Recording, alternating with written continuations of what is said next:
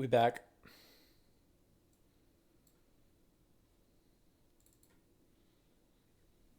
Now I just got to pull up everything.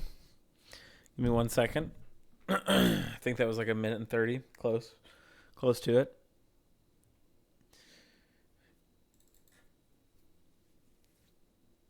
And hopefully the reset has actually done what we wanted it to do.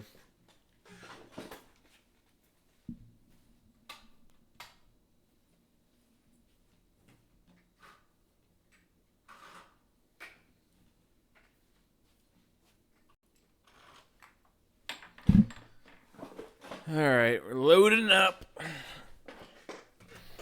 So if you haven't been here, or you just saw it go live, we have been live for the past 2 hours. And we are currently about to start Game 3 of the semifinals between IQ and BBC. And we are about to draft number 3 in game number 3. And just so everyone knows, this is very important before we start this game. Nomad Putter is in the chat. Shout out Nomad Putter. Nomad Putter is no longer in the chat. This is very important to note. He will be timed out for 600 seconds. And the Riot client does seem to be working way better than it was. Looks like we're good. Let me hop on Discord to get with Jinjo. And we should be back in business. No more crappy stream. Also, I don't know if it's in 640p anymore. Shout out our production team. I could be wrong.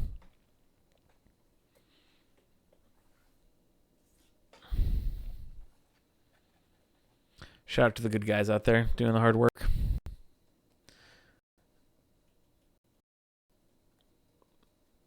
Like Stone G himself. Stone G is actually our production.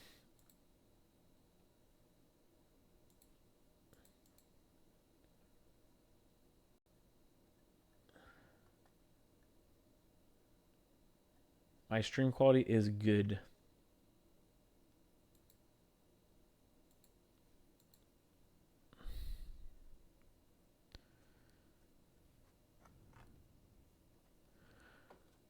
All right, we got Discord up. All right. We in it. Hello. Oh, okay. Now we're back. What up? Let me pull up the draft. See if they actually started it or not. They were very delayed last time on the start of the draft.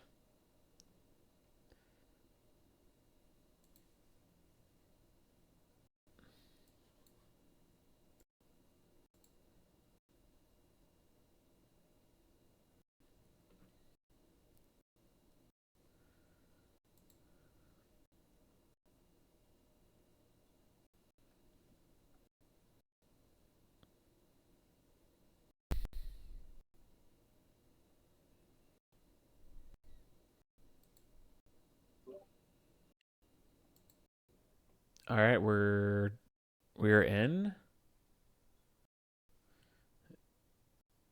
Are you good or what, man?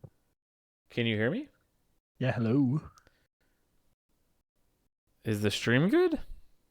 The stream says starting soon. Oh yeah, that's fine. But yeah, it looks like it's moving. So. Okay, cool. All right, we're good. Let me pull this up real quick and switch. If I can send you do you need the draft link or are you good? No, I'm good. Okay. We good. Oh my god. Oh my god. Oh, wrong screen. I don't want that either. And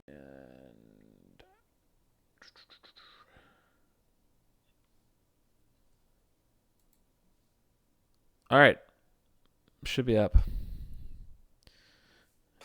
Alrighty.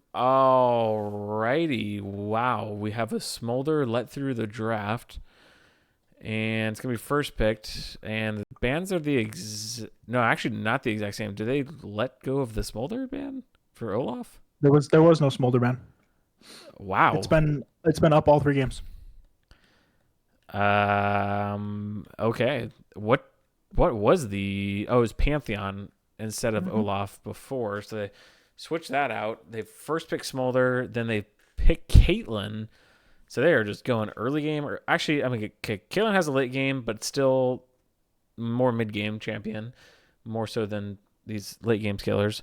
And then Orin's going to be picked up. So they're already taking our advice of if you're going to play top lane and you're going to play a person that doesn't have a whole lot of champ pool, pick them a tank and roll with it. And they do, in fact, do that. They pick up the Orin, not the Malphite, but either or, pretty much the same champion. And then Sejuani is picked up, and then a Nun. What was that pick? Shen. A Shin. Okay.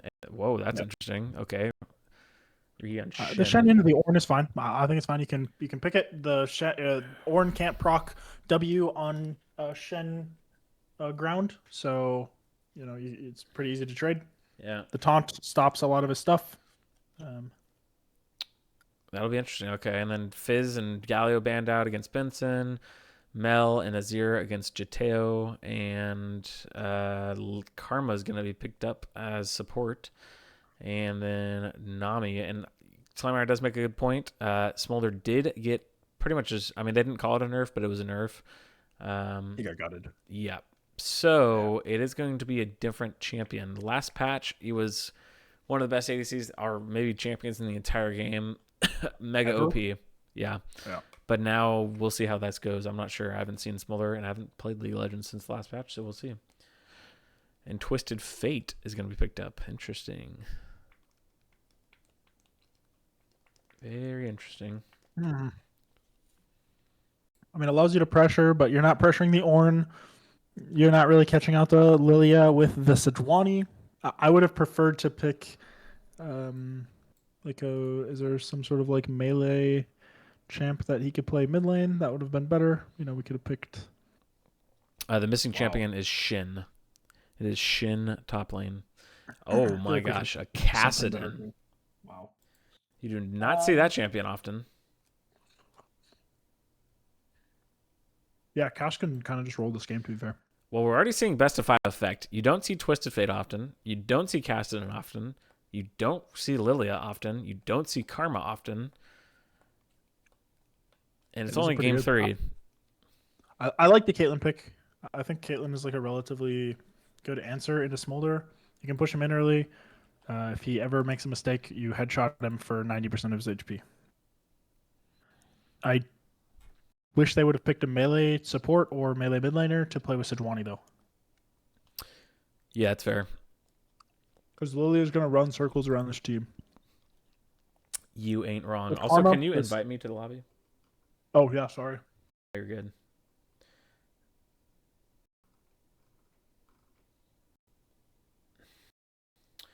Yeah, that's a good point. But I think this is the least draft capped we have seen this entire series, in my opinion.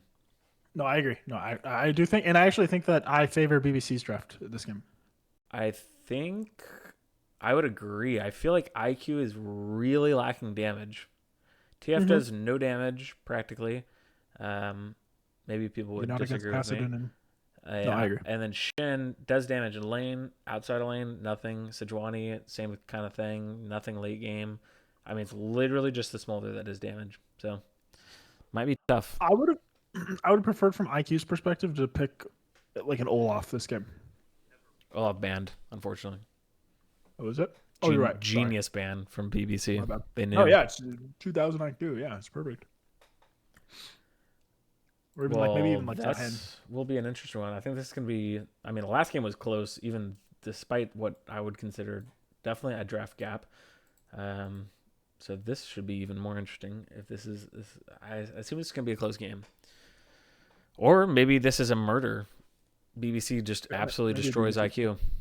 We I'll speak from my own experience here. We had a game against BBC where they in game 2 they picked Lilia Zahen topside, and the Lilia just ran circles around our team. Yep. So Luke is very good at this champ. I expect that they're going to be putting a lot of pressure on Eric 2-9 here. Yeah, should be a good one. And while we wait, got some more content. The rest of this content. Pull it up here.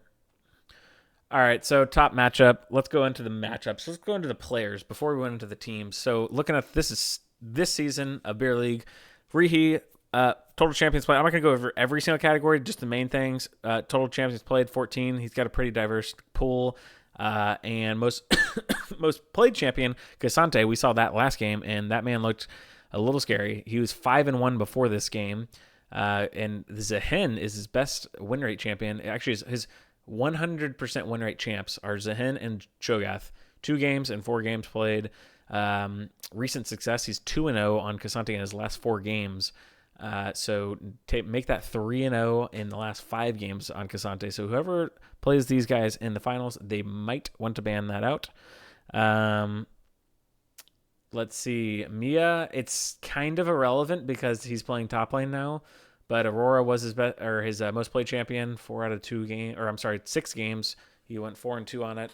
But his recent successes, he was 2-0 before this series playing topside or top lane. So you see that. Jungle matchups. Eric, big Zenjiao player. He's 6-1 this season on it. It's most played champion. Nocturne, he 100% win rate on Nocturne, which actually that got taken away from him on 3 games. And then recent success, Pantheon. He's 2-1 in the last 10 games on him, which we've seen banned out pretty much the entire series. Now Udyr for Luke, we haven't seen Udyr played yet. He's 2-1 in the last 7 games, so it's kind of interesting that they haven't went to the Udyr. But Viego and Lilia, which he's playing Lilia this game, he is undefeated on Lilia over the whole entire season. He's played 2 games, so look out for that. Mid lane, Benson, like I mentioned earlier, Xerath is one of his most played champions. Oriana, LeBlanc, Aurelion Sol, and Galio, he's all 100% win rate on. All of those are 2 games played. Xerath 2-1 in his last 10. Like I said, that's already gone out of the series. Same thing with Jateo. None of these stats really matter, but he is the most on his team, the most diverse champ pool. But he's 2-0 playing mid because he's mid lane now, so a lot of his stats don't matter. Caress, looking at this, he did just pick Smolder, and guess what? This is his most played champion. He is 6-0, has yet to lose on this champion. Also, his Ashe 4-1 in the last 10 games. And then finally, you got Nectarish. Vayne looking pretty OP for that guy. 6-0. Also the Smolder for him, undefeated. Pretty interesting. Jinx, which is also gone, he was 3-1 in the last 10, and he's 2-0 in Smolder. So just some interesting stats. Hernandez teaches the last pair. Most played champion is Braum, 7-0. We saw the Braum. I can't remember. Was that him playing it or no? I can't remember. It was him? No, it was game 1. They took it away. Yeah, so they took it away, which is smart because this guy is 7-0, which is absurd on Braum this season.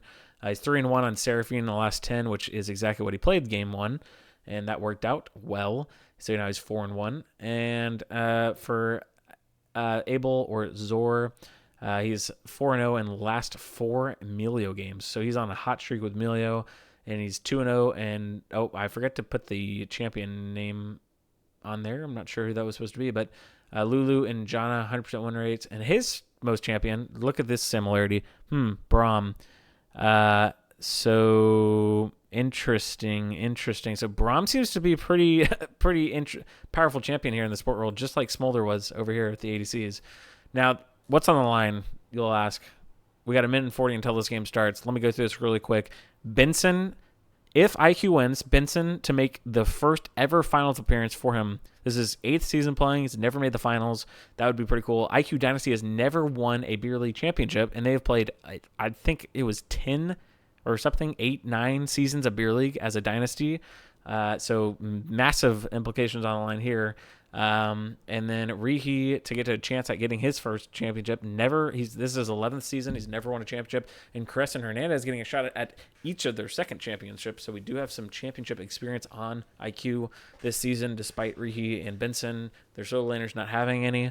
And then BBC also has some interesting things going on here. Able to get to the finals in 100% of seasons played. He's currently on his second season. Same thing with Nectarish. He's played 2 seasons and made it to the finals in both of them already. This is his third, so we'll see how that goes. And then finally, Abel, Nectar, and Jateo to get the chance at being the 9th, 10th, and 11th players to get back-to-back championships. Like I said, they're running it back this season. They switched out 2 of their players, but those 3 guys are the main roster of what was Dot, who won last season. So we shall see what happens. Let's start it up as we get out of the spectator delay, and hopefully Riot will actually work with us this time, and we won't have to watch through Discord. Any surprising things there out of those stats? There was nothing about Mr. Eric 28. What happened?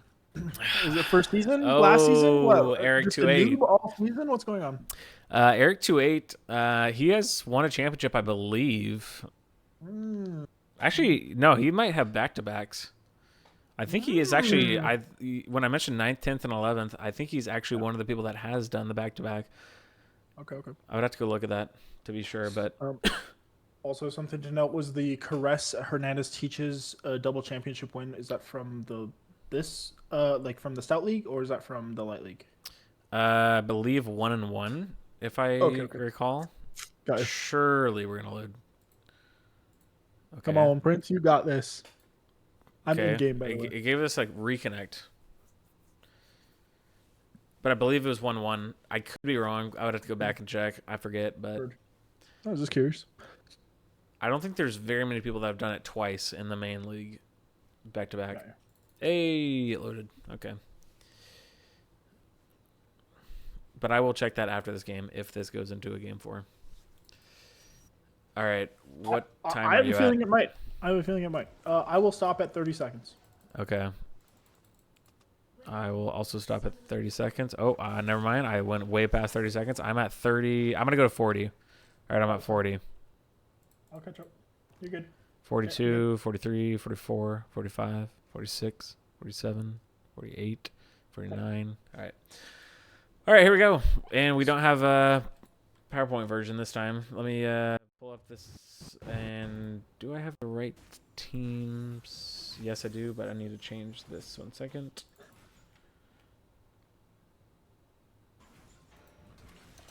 Jen already trading heavily in the top side. Kind of what we expect. The Ornn does struggle in this matchup.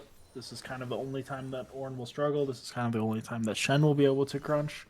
I do expect that both junglers are going to path away, but it doesn't look like that. It looks like Sejuani pathing towards top side. Maybe once we get that early gank in, we can get the Shen snowballing, and obviously it's a good thing. Both mid laners taking first strike. Obviously, I do think it's relatively good for TF. You can proc it pretty easy on the Kassadin, farm gold. Obviously, farming gold with your passive. Kassadin taking it a little bit harder. You're guaranteed to try and poke with Q. It's fine, but getting gold on Kassadin obviously is good. You can scale. Yep. And honestly, this game, this is why a tank matters so much. Even if Mia dies top lane, oh wait, here comes an early gank, a level 3 gank, 3 camps in. And this could be a kill. No, they do not get the CC on Karma. They did flash and heal, so if they did get a CC, they probably would have died. But yeah, if Mia dies top lane, it's not a big deal because guess what? It's a tank now. So it's like, okay, whatever. Kill him 5-6 times in lane. He's still just going to press R in the fight and still be useful. Yep, I agree. I do think it's... the gank bottom, I think, is fine. I think that if there's good communication there, when Luke finishes his camp, he can just go towards the top side. It's hard because we don't have vision on the bot side. Maybe if mid gets some sort of assistance of vision on the bot side, it's really easy to know. You take his top side, and then it's pretty much unplayable. Yeah, and I mean, To be fair, Lilia is going to be farming the crap out of her camps. I mean, he knows that there's no timer, so he probably already smited. No, he didn't. Okay, so if a pro tip as a jungler, which most junglers may know this, maybe not. If you see the jungler for sure on the other side of the map, you shouldn't save your smite for scuttle because there's no need to smite the scuttle. Instead, you just smite your Gromp, which clears or speeds up your timers just by a little bit, but it's totally worth it because why not? There's literally no other risk. As a gank coming in mid, a flash will be used by Benson. Nice job by Luke hitting the ball there. Has he still not used smite? What the heck is he holding smite for? Wow. He got 2 charges. Interesting. Surely he smites these chickens, right? Does he just do a second full clear? He is a smiteless jungle. Well, now I gotta go look. He's not smiting the chickens. What the heck? Is this bugged? This guy hasn't used smite the entire game, or he's used it once? Like, what? He would have used it in the first clear. Yeah, he's just used it once. That can't be right? Surely he smites this. Okay, he does smite that. Interesting. Oh, Caress getting pretty low into the tower. Oh, wow. Oh my gosh, they go for it. Oh, that was close. That was a nice try. He didn't have the mana for it. He would have killed him if he had the mana.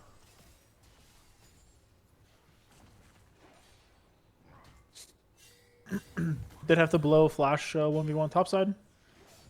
It's kind of expected, to be fair. That's kind of how that lane goes. Yeah. No mana on the Nami. Repeat gank on bot side. Nami's dead. That's Tom's. I'm sorry, not Nami. Karma. Yep, nice. First blood. And I mean, this is a great it's a great setup for BBC, I think, because you get Rihi off of a carry champion. Shin can only do so much. And you put your top laner on a tank as well. Like, this is how this series should have been played out if I'm BBC. Like, trying to get this setup. Get wave shoved. The TF is going to struggle now, I think. Wow, so much gold. Nice. Lilia looking for something here. Just stalling the backs, actually. Not 6. Yeah, just stalling bases. Yeah, that's a good play. To be fair, it's fine, yeah. Caitlyn gets to shove out next wave. Yep. They can take Dragon, which is what you wanted the whole series. It's kind of strange that they end up taking it on a mage jungler like this, but... Yep. Yeah, they've been stalling out very long, especially the last 2 games of playing early comps. It's very strange how it took 12 minutes for each of the first dragons to go down. But here we go, 5-minute drag. And especially with their bot side always being strong. Oh, yeah, 100%. Their bot side probably the weakest it's been. Do we lose it? We do not. Oh, my gosh. That's a flash. It was close. But you know what? I respect Eric for going for it. No, for sure. And to be fair, Luke did miss the smite, but... Yeah.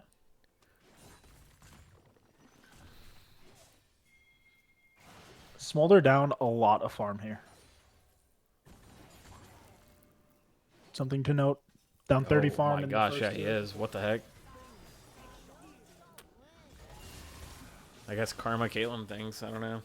Yeah, I mean, that's... You just can't walk up.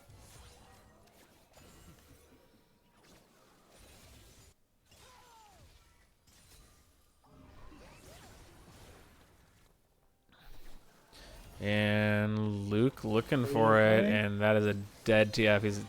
Wait, what? Wow, he actually had enough time to get out of there before the stun. That's crazy. To be fair, he got out of there before the Cassidon Q. That's also true. What the... That was crazy. How quick is that animation? What the heck? Extremely risky. That was extremely risky. How do you like this? Oh, it's still probably going to work. If I'm Orin, just run. Oh my gosh, again. What is going on? Okay. I'm tilted if I'm Lilia. Yeah. I mean, I guess you're burning everyone's cross-map ultis. Like, that's wild. You're at least not playing Nocturne. You know what? Good point. Because you at least will still have some sort of existence in this game. Oh my goodness. Oh, it's so big. They kill here too. Oh, that Smolder's very dead. Never mind. Yes, they get it. Yeah. Worth. Totally worth. Waves pushing into them. Yeah, Eric, it's so good for IQ. Doesn't let it crash. Yep. That's at least okay for IQ, or okay for IQ, but totally worth, I think, for BBC, though. They get a kill on Caitlyn. Smolder's losing even more farm. I mean, Sejuani getting killed literally means nothing, I think. Yeah, I agree.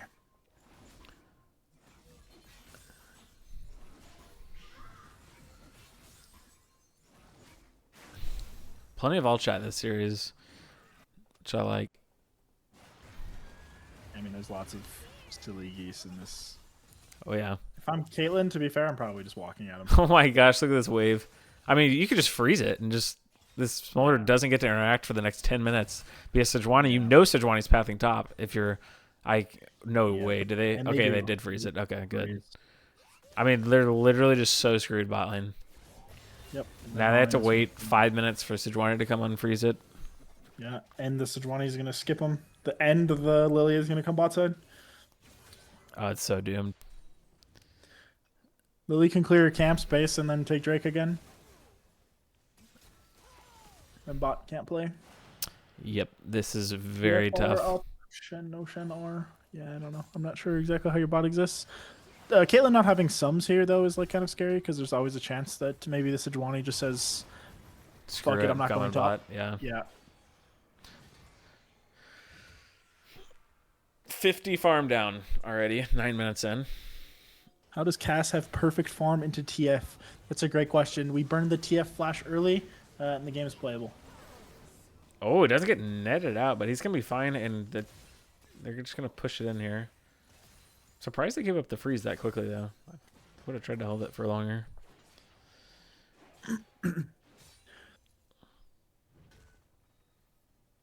Dead even in gold for the teams. Yeah, this top matchup looks much better for BBC compared to the last couple that we've seen. Oh my gosh, yeah, way better. Infinitely better. And they didn't need to use an R5 on it. Crazy. Yeah, look at that. We used an R3, picked a tank, played the game.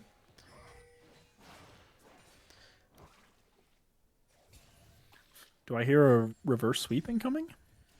Look, I mean, I think the first two games are very, very much so draft gaps. So, yeah. I mean, I think BBC is a great team, but for sure, they got to set themselves up for some wins here. This is huge. Doesn't quite get it. TF just walks out. Yeah, Karma just able to stand out here and just bully everyone. Yeah, it's pretty rough. Oh, Sejuani going in, gets the ult, hits it. Okay, TP is in. TPs. Oh my gosh, it's a 5v5 in a second. See, and like I said, Caitlyn having no sums. Yeah, she's dead. Oh wait, a TF ult as well. Another TP. What the heck? TF ult out? There's so many movements here. It's wild. Okay, I'm telling you, Lily is literally just going to spin in circles on everyone here. Or an R. Oh, I like this. Okay, Orinar onto the Chunga, but no damage yet, and Orin is completely dead. Or Cassidy left. Yeah. Yeah, looked like some miscoms there. Orin wants to fight. Cassidy wants to farm the mid wave because they can't re-enter mid. They could still fight this, though. Caitlyn will be back here in time unless he gets taunted. And we die. Yeah, not so fightable. Caitlyn's still going to try to fight this, though, on the other side. I'm going to go ahead and zoom out and see both of these fights going on. Good. Okay, Eric's very low. Still looking okay. Still looking okay. I don't know what's happening in this game, to be fair. Coming up from behind. Oh, nice taunt flash on 2. Trade kill. Oh, my God. Wow. What a flash. Jateo trying to get out now, but Benson has no mana. That's going to be the end of it. What is happening? That was a nice double taunt there. Trevor, can you tell me what just happened in the last 3.5 minutes, please? I think we got some gamers in this game. Holy! We got some gamers in this game, and they're gaming. The fellas do be doing. Yeah, that was quite the that was a very good double taunt. Obviously, we just made the full send into bot lane. Caitlyn not having sums. Like I said, you can just play around that. Bot side is kind of your strong side until Cassidy comes online. Cassidy doesn't have an item. Cassidy is not level 11. Game's still hard. So send it on bot side. You have double cross map ultis. Lilia wasn't able to burn them for a second time while they just run around in circles. Oh, that was pretty well summed up. I do think there, though, it was like some miscommunication. Like I said, the Ornn wanted to go in. Cassidy went back mid because they can't re-enter. It's hard. Ornn wants to send it. If Cass is there, the fight's probably different because they actually have damage. But without that, everyone just kind of walks around and nothing happens. I mean, the Caitlyn is still massive. Still up 1.5k gold. Yeah. Actually, 1.3 on the Smolder. Let's see. Karma's up 300. Pretty much meaningless. 700 in the mid lane for TF. Surprisingly, TF's up. I guess the 2 kills are enough, but he is down 22 farm. And then... It's his passive. Oh, good point. Or his E or whatever it is. And then jungle, a little bit gold lead for Sejuani, 400, 500 gold. And then top lane, same thing, 400, 500 gold for Shin. But overall, pretty much even. What is your... I don't know much about the Sejuani versus Lilia matchup, but I would expect that the Lilia just insta-clears and just kills everything so fast. But it seems to not be that. It seems that Sejuani's clearing pretty efficiently, or... I don't know. Yeah, something's happening there. I mean, Lilia should definitely be up CS, especially after the beginning that we saw, where Sejuani sacked his entire top side to go make that gank top. So Lilia should have just been on a timer. But to be fair, she did spend a lot of time getting those 0 kills off the TF ult into the Shin ult. Both of them ulting away as a Caitlyn flash. Nice timing. Ooh. Drowsy hits 2. Shin ult is coming in, and that is going to be a dead Lilia for sure. Oh my gosh, Caitlyn stepping up and steps up far enough to do a ton of damage and not die somehow. And do nothing. Nectarish. But Cassidy pushing outside, getting experience. Caitlyn able to push everyone off. Looking not bad for BBC. Burn both ultis, both cross maps. Like I said, Cassidy able to push down on bot side. Getting the gold, getting the experience. It's more valuable than, 1 kill on mid.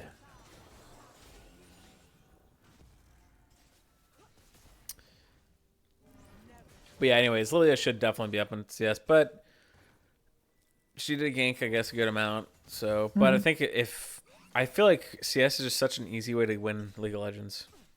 Just literally don't interact with champions and just come out of the jungle like 2 levels ahead. Mega OP.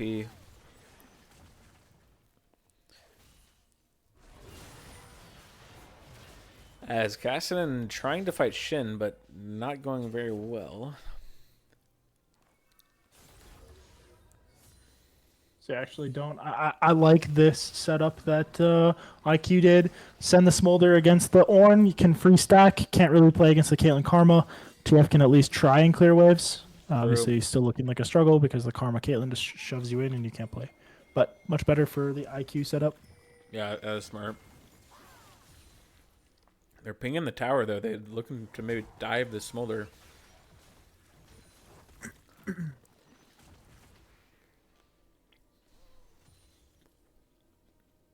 Let's see what happens. They're sending the bot lane top. Yeah, I think you just match. You just do the same thing.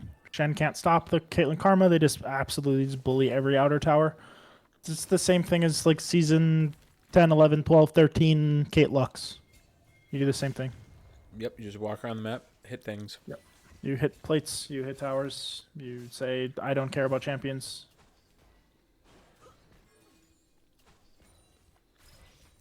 Ooh.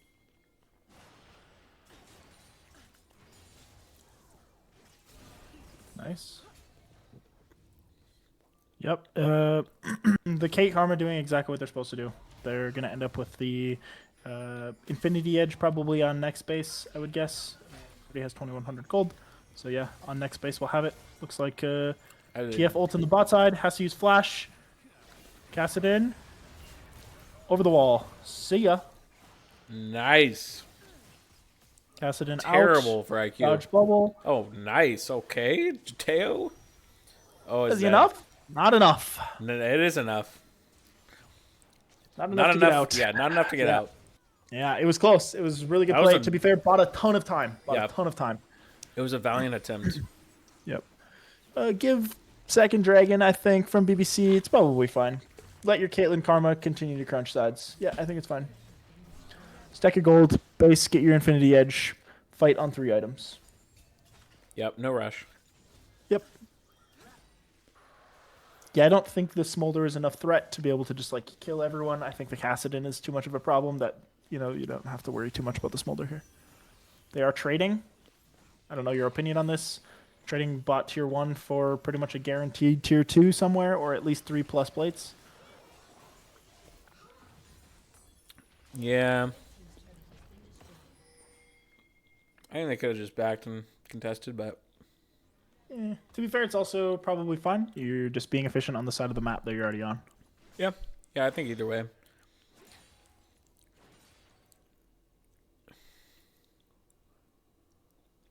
Shouldn't gonna get a nice juicy proc there.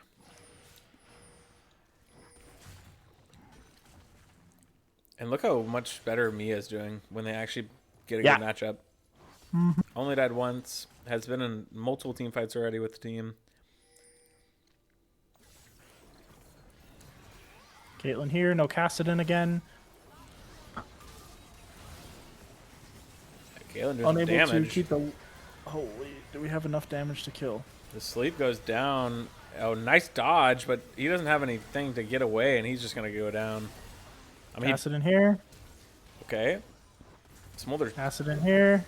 Gonna go down. Yes.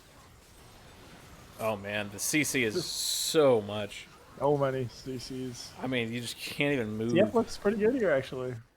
It just yellow card into Sejuani stun, into taunt, into bubble, into... I mean, like, you get hit once, you're just dead. Yeah, pretty much. I mean, if I'm the side of that, yeah, everyone's going Merc Treads. Honestly, if I'm Caitlyn, is it a Merc Treads Caitlyn game? What's the take? To be fair, probably not, because if you're hitting them, or if they're hitting you, you're already too far.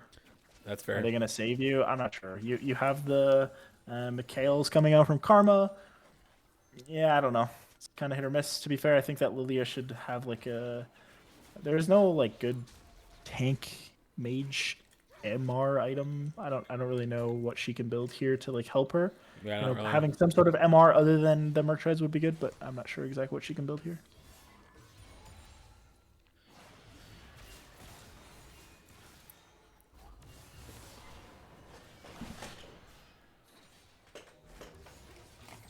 But Kassadin building up some damage here. Oh my gosh. Oh wow. He's just dead. Wow. Nicely played.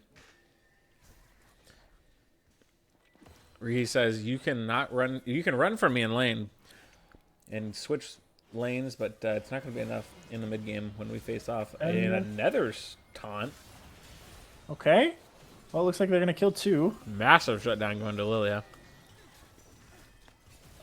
Nice. Oh, nice. Good headshot. Okay. Lilia's still alive. Can the Karma make it out? They have no damage here, though, with... I mean, RW? I guess Sejuani is just enough. Nice. Holy the Karma buying so much time here. Do we have enough? Can we kill the Sedge? Smolder coming. Sedge just... I mean, Sedge has literally no damage. So, okay, here's Smolder. Yep. All good, though. To be fair, it's probably okay trades. Yes, Smolder gets another kill, but I don't think Smolder's the problem this game. It's just the CC chain. But Bush Orin making some work down there. Avengers Dissemble. We're spam pinging. No one knows where they're supposed to lane. This was I'll give some insight into the Reflex team. We ran into problems with this a lot actually, where people didn't know lane assignments. We got into a competitive game state and people forgot how to play solo queue. So we would run into this problem where pretty much everyone needed to be told what to do, and we struggled. Yep, it takes some time to adjust to that. Yep. Looks like they got it figured out now, though. Sending the TF bottom side, Shen to match the Kassadin. I do think that's correct. I don't think that you want to match with TF. Yeah, no. TF can just get run down. I think that Shen is manageable in that way. So. Yep. Looks like full damage Shen. Thoughts? What the heck? I didn't even realize this build. Some new tech. New tech. I think I've seen this before. Write this down. No, for sure. It's good. To be fair, it procs on your Q. You actually do so much damage. Yeah. You EQ, auto, and then proc with Titanic Hydra, and it's like 750 damage. Yeah, I mean, he's clearly doing a lot of damage. Yeah. What the heck is he building? What builds into that? I don't know. Into what? Sorry? Into his components. To be fair, he might build yet. If I'm him here, I'm probably building Knight's Vow, but he might just go Unending Despair. Shen ults in. Nice smolder ult over the entire fight. Karma dead. Lilia still alive. Shen dying. Caitlyn though in the backline, untouched. Caitlyn just free hitting everyone. Still untouched. TF the flash doesn't kill. Oh boy. God, the Lilia just running circles on everyone. Is it a Penta? No, not quite. Not quite. Wow. But a Lilia, Caitlyn, play. absolutely untouched, like you said, the whole fight. Wow. Yep, no one touched Acid and free farming on side, looking much better for BBC. They tried to get her at the beginning of the fight, and then they didn't, and then they just kind of gave up, and then TF went in to stun card the Orin, which did nothing, and then that was it. And that's a dead Smolder. No, that is a dead Cassidon. Souls for solo kill after...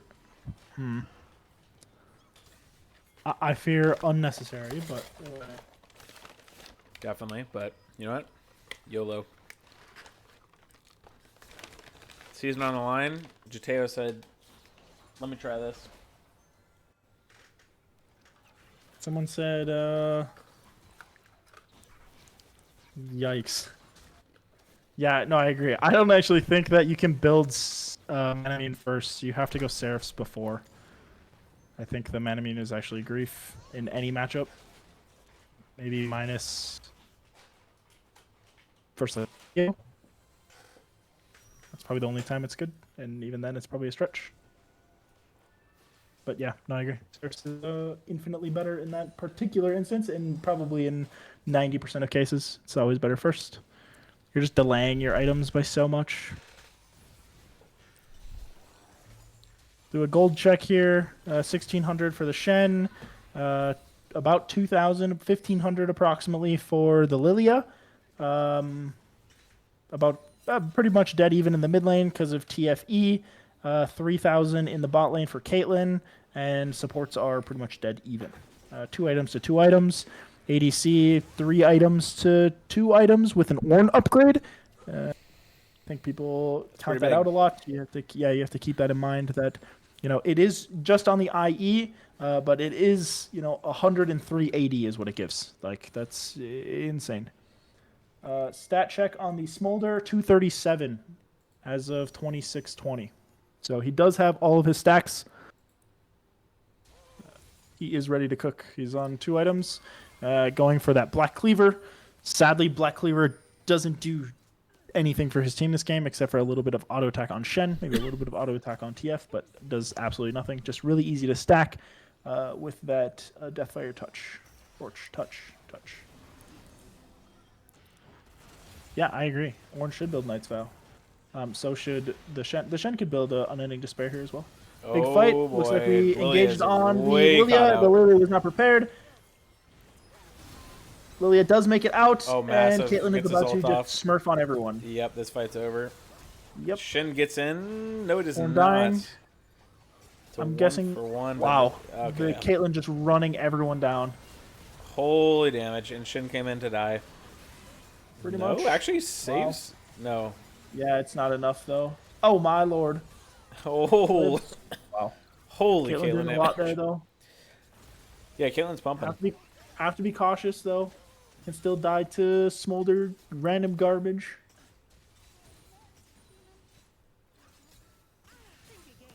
I'll do a quick check on dragon timers because I'm unsure. Minute 50. Dragon a minute 50. Okay. How do I move that? Mine's just above my map. Yeah, what the fuck? Mine's just like literally right underneath it. Yeah, I don't know. That's that is strange. I think it's because I think it's a HUD scaling thing. Oh, you're probably right, actually. Yeah. Yeah, Lilia looking pretty good there. To be fair, that was a really nice McHale's from the Karma. Kept her alive for long enough, got her out of the CC to get the 4-man off. Caitlyn able to just pump the damage. No one can really follow up. Caitlyn pretty much just stands there and just absolutely just pelts everyone. 4 items on the Caitlyn, has the QSS. Pretty much under no pressure this game, almost level 16. Looking like a really good game state for BBC. Yeah, this is definitely their best game yet. No question. Oh, for sure. Again, I don't think they need to do anything crazy, though. I think they can just go and play for the Drake. But instead, we're going to hard push on mid. We're going to risk getting engaged on by the Sejuani. Yeah, they can just chill out for 40 seconds and... Yep, they can just do nothing. And then just walk Baron after, honestly. Yep. To be fair, I'm surprised they haven't done it already. Me too. I was telling Eric like a couple weeks ago, I was like, that's like such a key to League of Legends, just forcing Baron. Now that it's at 20, it's like, if I have any type of lead, I'm hitting Baron. I mean, come hit me. Come fight that's me. What I'm saying. It's like, especially with Caitlyn, just set up 10 traps and you're just, what are they going to do? And then you can't enter with Karma. You can't enter. Yeah, it's so hard. Ornn can just stand there. Lilia can face tank it with Karma. Yeah, it's so hard to enter. Oh, taunt into Lilia, but it's not going to do anything. It is not enough. And the Caitlyn absolutely shredding him. Gosh. The full damage. Oh, he went Bandle Pipes. He has to flash away, and Lily does get 2, but do they have any follow-up? Double sleep. Yeah, everyone's dead. All right, this game's over. Push down mid. Cooked. Holy. And they will look for the push down mid, and this should be it. And we have a series on our hands.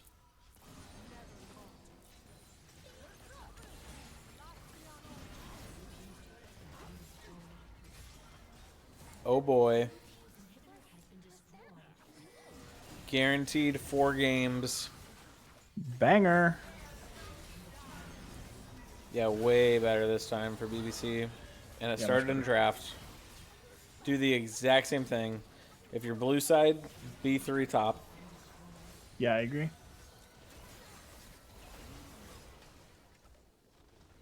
Yeah, I think it's a draft if. 100%. Thank you, Zor.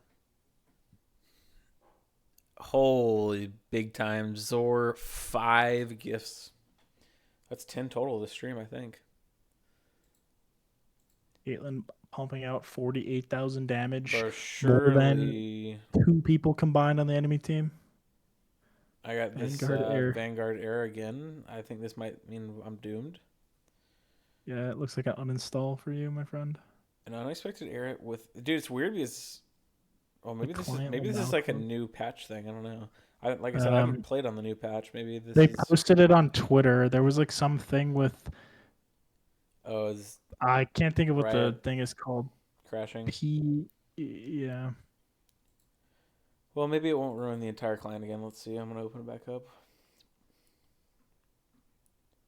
up. Kill your client first. Smart. Oh.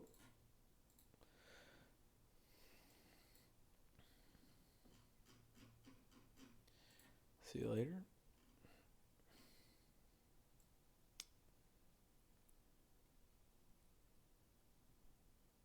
Or usage very high. Yeah, expected.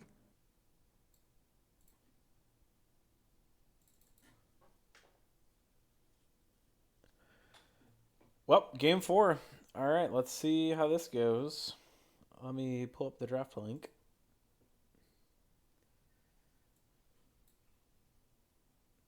I assume they're going to take some time in between to decide what team... Wait. Why is there not a game 5? Okay, no. Okay, it is showing. We're chilling. I thought they didn't put it on there.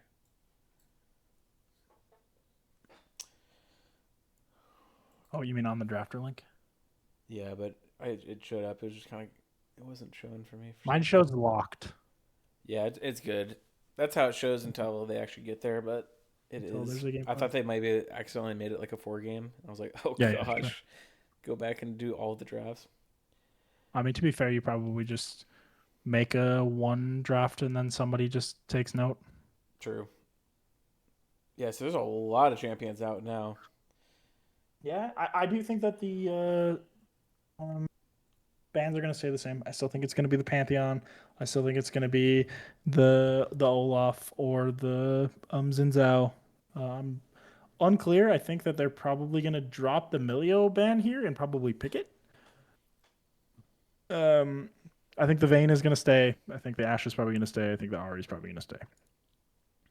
Yeah, that's fair. I could see them doing like Olaf and Pantheon maybe, Yeah. and then leaving up the Melio first picking it. Yep, I agree.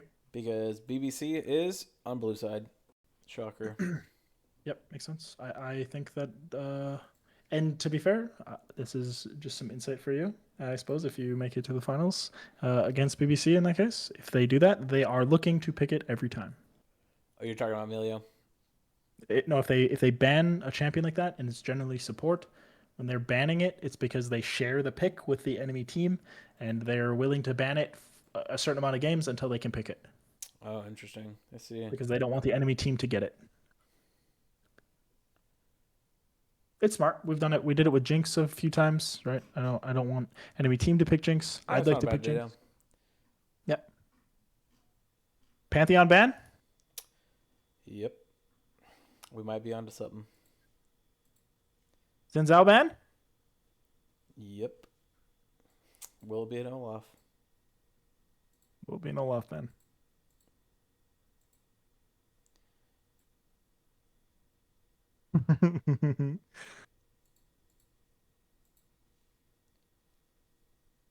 Olaf ban? Oh boy. And Melio Hardlock. Melio first pick. Surely you don't have anything else, right? And they're gonna pick Melio Yunara. Holy. There it is. Holy, write it down, write it down. New tech. Hire us.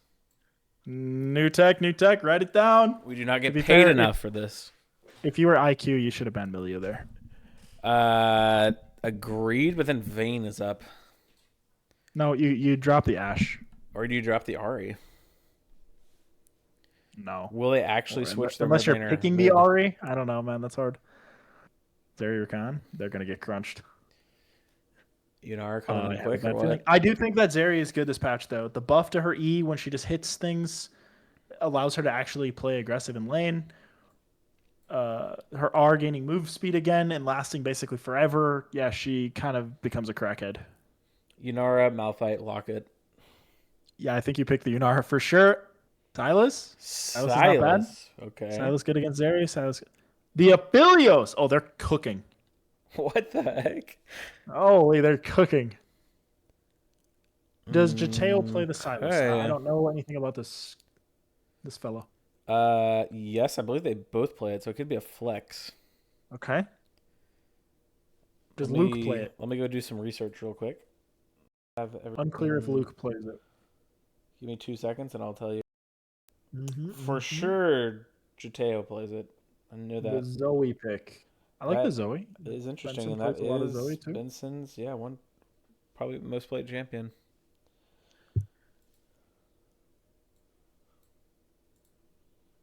So they did not pick a jungler in the first round. What is going to get picked here? Lee Sin, Elise both open?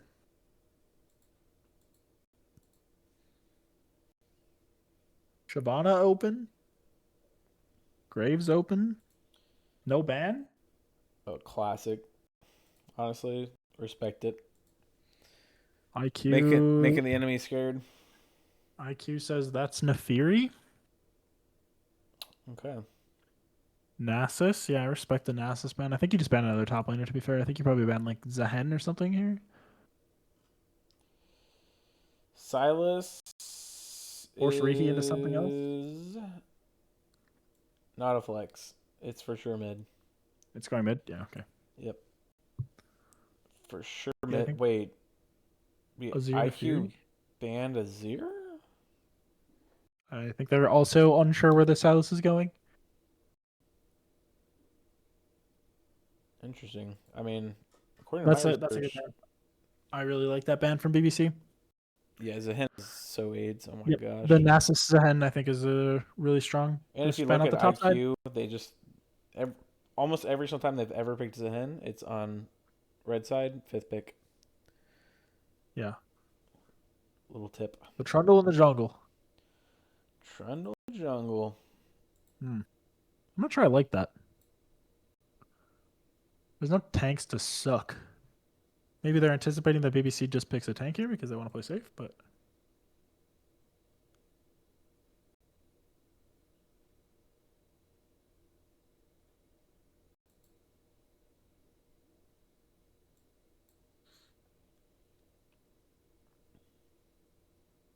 yep, there it is. The Udyr. Oh boy. Like I was saying before the last game, Udyr is Luke's number one play champion in Beer League Yep. this season. 4 games played. He is 3-1 currently. It's very good. And the Malphite. Yep, Oh you have the my Silas. gosh, they hurt There it us. is.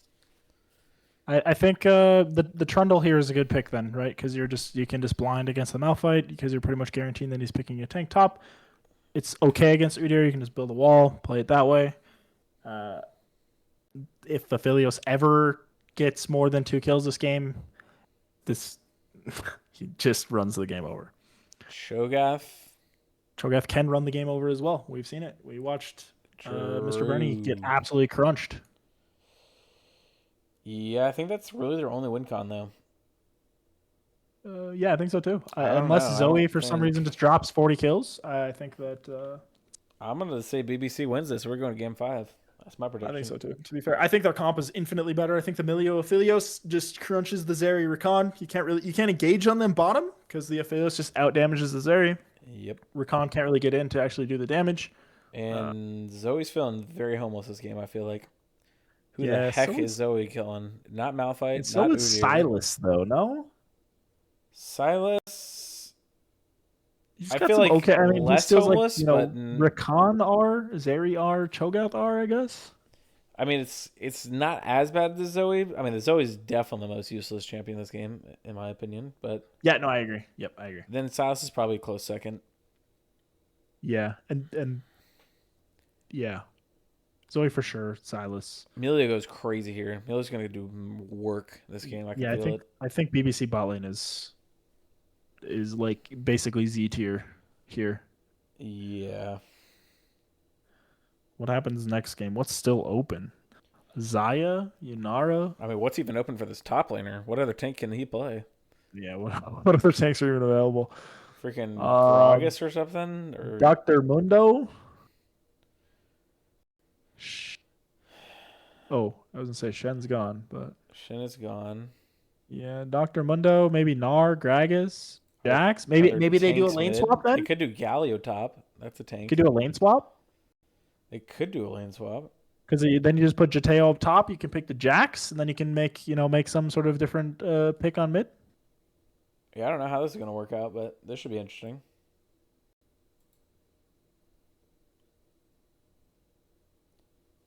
And let me switch the titles. Also, there's like a 75% chance my game actually loads. We'll see how this goes. Yep. But I trust. I did a complete reset and closed down Vanguard, which shouldn't work, but hopefully it does.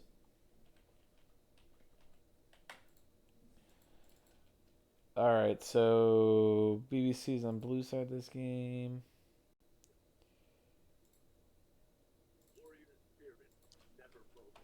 One.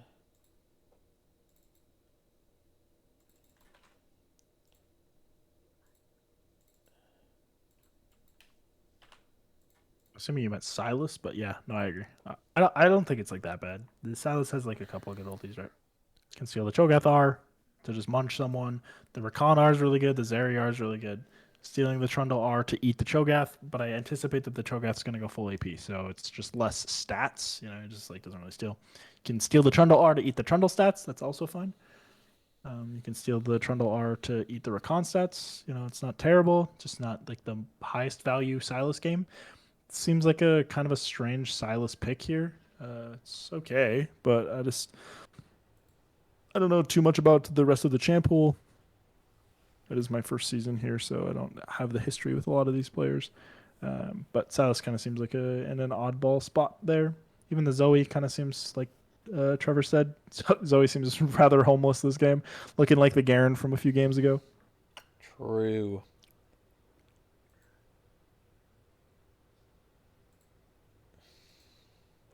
All right, let's answer your question. Eric 29, what's his career been like?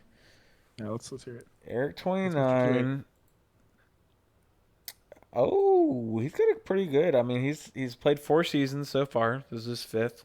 He's made it to the finals twice and won both times, and it was back to back. Okay. And the back to back were both in the Stout League. So it was in Stout, and then it was the season. Oh yeah, the last season of one league combined. Gotcha. He did win in both.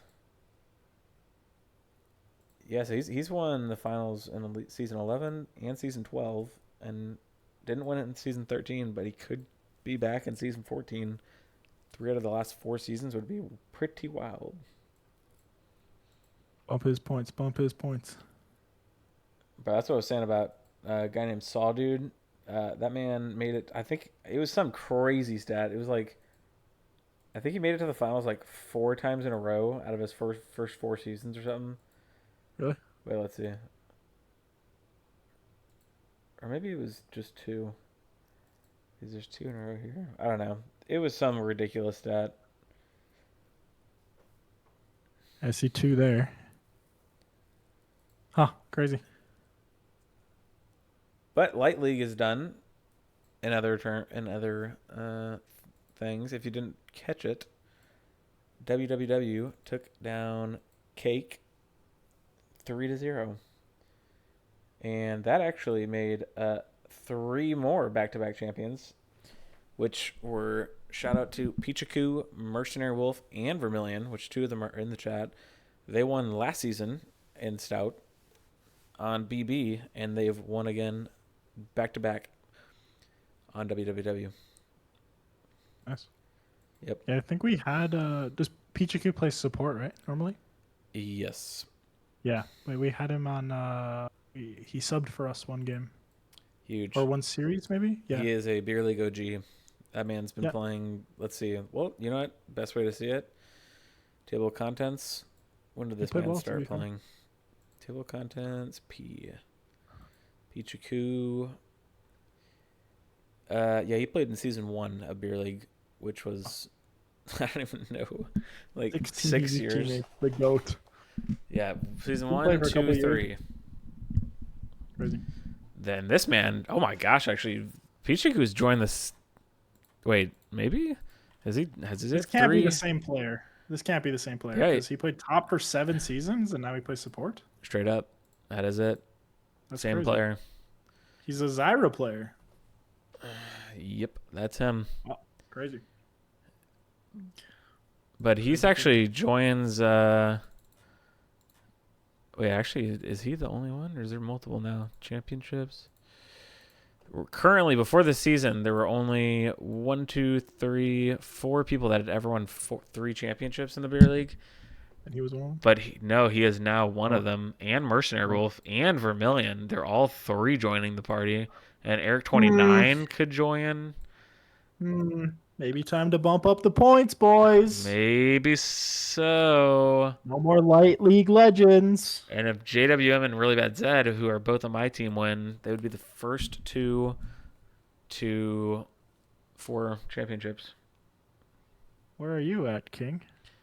Down there I'm just down here with a mere 1 and in 4 playoff appearances. No. Yeah, I ain't got a good record. No, it's okay. Me either. I guess I'm the only. Oh no, there's another 4-1. Reese, Vermilion's got 4. I think that's the. Pikachu, I think he had to have really been bad. Zed's 5. Relatively low because we played with. Yeah, I think he's only like 2 costs or something. Yeah, I think our support is 2 costs, so he couldn't have been more than 2.5 because our numbers were so high. He's somewhere in that range. I'm not exactly sure. Yeah. But maybe time to bump the boys up. No more light league legends. Come play with the big boys. That's right. Get up here in the real league. Is Pichiku? I thought I saw him over here. For what though? Peach. Nope, never mind. All right, well, here we go. Let's see if mine actually loads. Like I said, this is probably about a 75% chance that it does or does not. That it does not. Come on, I believe in you, Riot. You can do this. I can watch 2 spectator games in a row and it not be the end of the world. Oh my gosh, it worked. Huge. Yeah, it's usually like when you kill your client, it refreshes some. I had to kill the client and I'd killed Vanguard, which I thought when you killed Vanguard, you have to restart your computer. You? No, I thought so too I just before. did it, and it didn't. Who says get over here? That's set, right? Get over here. Maybe? I have no idea. I think so. I should know. Sounds so familiar. Who is... Yeah, I can't... The moment I get into game with Nectarish and Zor... just spamming. Insta mute. Like, I can't even think. I just can't. All right, where are you at? What second? I will pause at 30. Okay. I'll catch up to you. Okay, I'm at 30 right now. You tell me when you're ready. Okay. All right. Ready, set, go.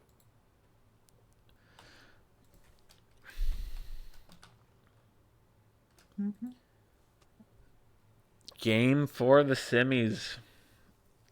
I figured this game was, or this series is going to be a banger. Oh my. All right. A big trade. Big trade. Quick pot. The quickest pause ever in the history of pauses.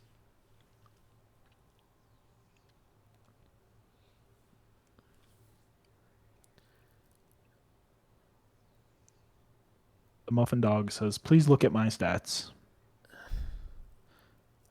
Yeah, probably. Probably high, huh? I saw the Teemo gameplay. Yeah, you had a banger season.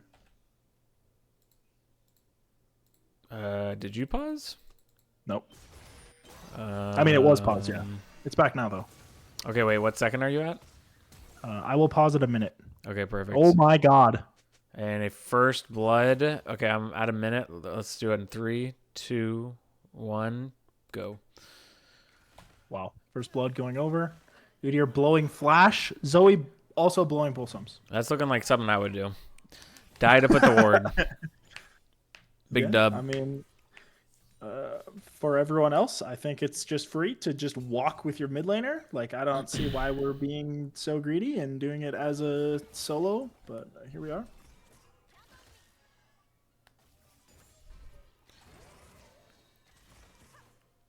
Just keep walking forward. Yeah, it's real good. I have no idea how this matchup mid goes. I have to presume that if Silas ever gets a kill, the Zoe can't play. I am not sure either, but I would assume that as well. I mean, it feels like, what does she do if Silas is just on her? Yeah.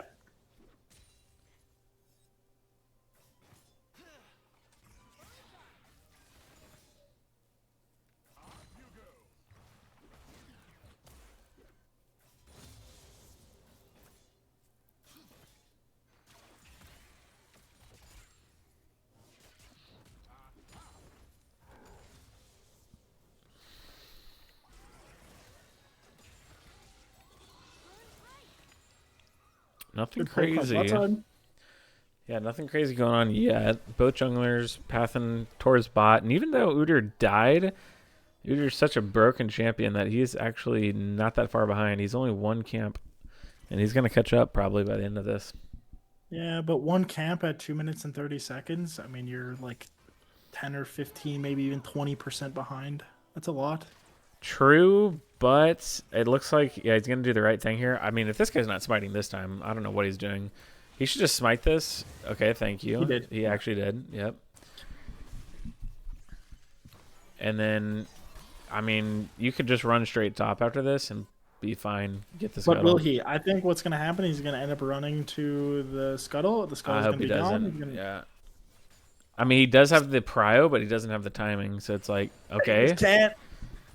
He just can't. Oh. He is backing. Good for him. Gonna base, but the Trundle can just run. Yeah, I would have personally ran just straight up to mid. I wouldn't have based, but yeah, he's gonna lose to be the fair, scuttle. maybe even skip your Krugs. I don't know how much it matters, to be fair. But sometimes you can take the risk of backing, and the enemy jungler won't check. Yeah. For sure. So, but he knew that Udyr was probably a little bit far behind because of the first blood.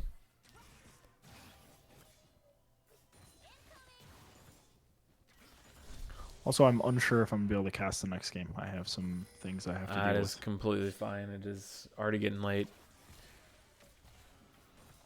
It's been an honor so far. Your ADC knowledge is incredible. Thank you. Yeah, no, it's good. I think you have two high-level players casting games like this, especially in games that are relatively good. I think that we can bring a lot of insight to the League community. True. Yeah, I feel like the easiest way to win 5v5s is better macro. You literally don't even have to be good. Just out macro people. Yeah. I think there's a lot of that. I think that there's a lot of how do I phrase it? Like I think they do it in the army where it's like if someone makes a call, you just follow it regardless if it's right or wrong. True. Having a good shot caller goes a long way. If 5 people do something, it's better than 2 people doing one thing and 3 people doing another. Agreed. And Caress is looking in trouble. Die. Yeah, he should not be stepping up there. He's running down. And he is And he doesn't have to do anything. Yeah. Oh, is he? Okay, nice. yeah. Good play. No, good play. Really good play. Tough position, too, now. Yeah, their sums. Sums. Going to be in shambles. He's going to lose an entire cannon wave. Oh, okay. Oh. No, good for Khan. And to be fair, they can't pressure it because they don't know where jungle is. Yep, it is risky here. And now they've delayed their timer. They're going to push one more, but they totally get punished here. Let's see. No, actually, Trundle's busy on Dragon. They should be fine. Mr. Eric 28 does not give a shit. But he's going to lose the cannon, but he's going to get all the rest of the minions. So, nice job, Eric. Yeah, I think it's fine. It's okay. Like I said, the Aphelios gets the base now, gets to buy BF Sword. The Zeri does not get to buy BF Sword. This is where the game gets hard. Yeah. Also, the top is just going so much better. Yeah. As soon as this guy switches to tanks. If it's bad, it doesn't matter. Oh, it literally doesn't matter. Yeah, Malphite gets to level 15 or whatever. I mean, literally. Click R. Yeah. I mean, it doesn't matter.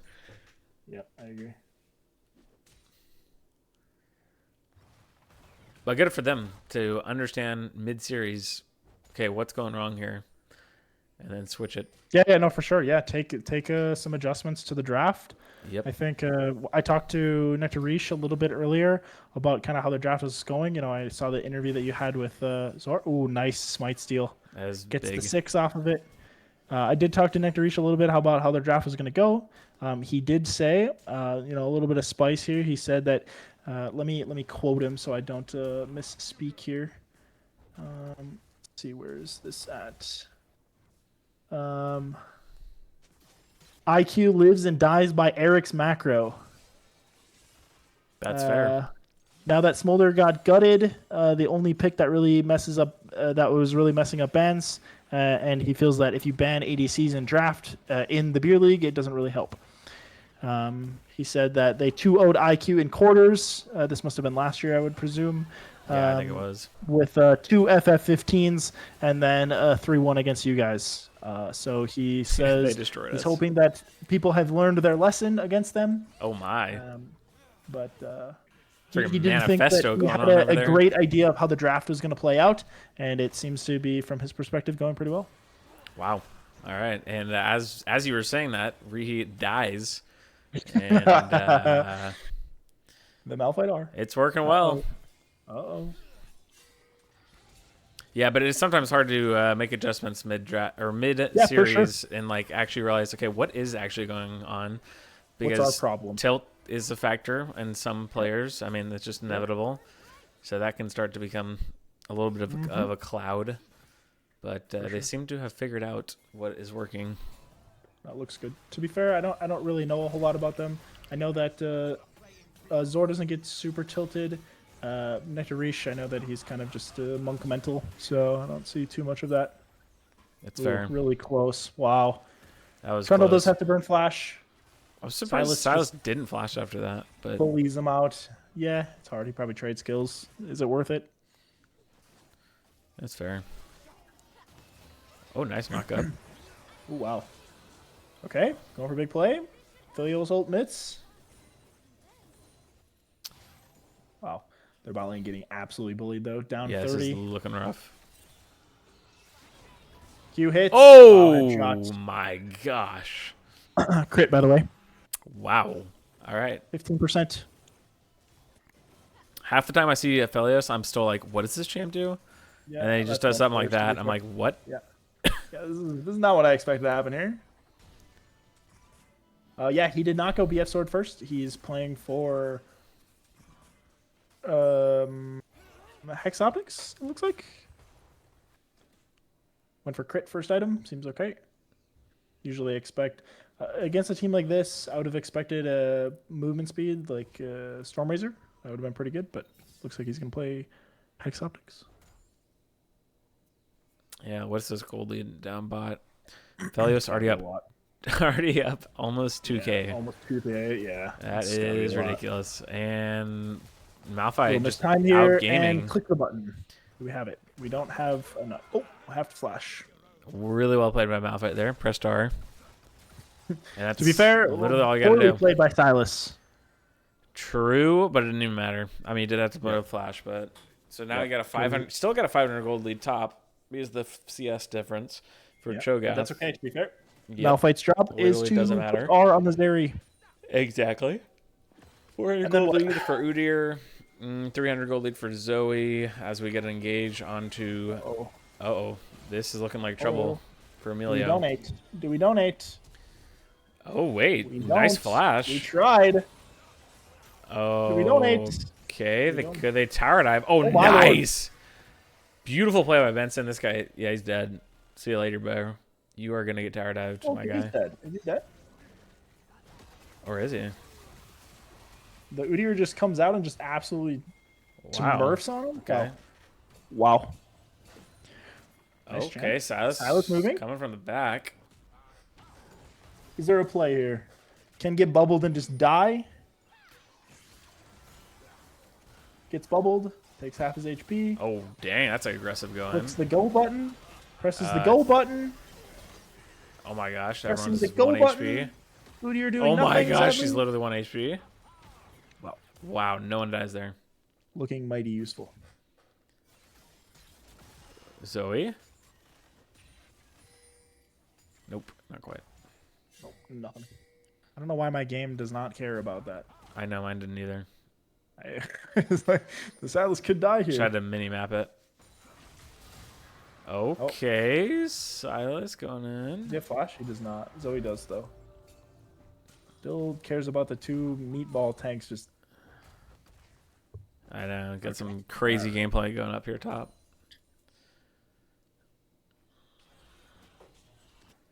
Udyr looking for some camps up here. Gonna start them up. Seems good counter jungling there. Yep, gets it for Just free. walk back to his camps, clear everything, clear down. Basically do the same thing, rinse, repeat. Items already done. Hex Optics being done is actually pretty massive here. Up 40 farm. Yeah, we're kind of in trouble on bot side.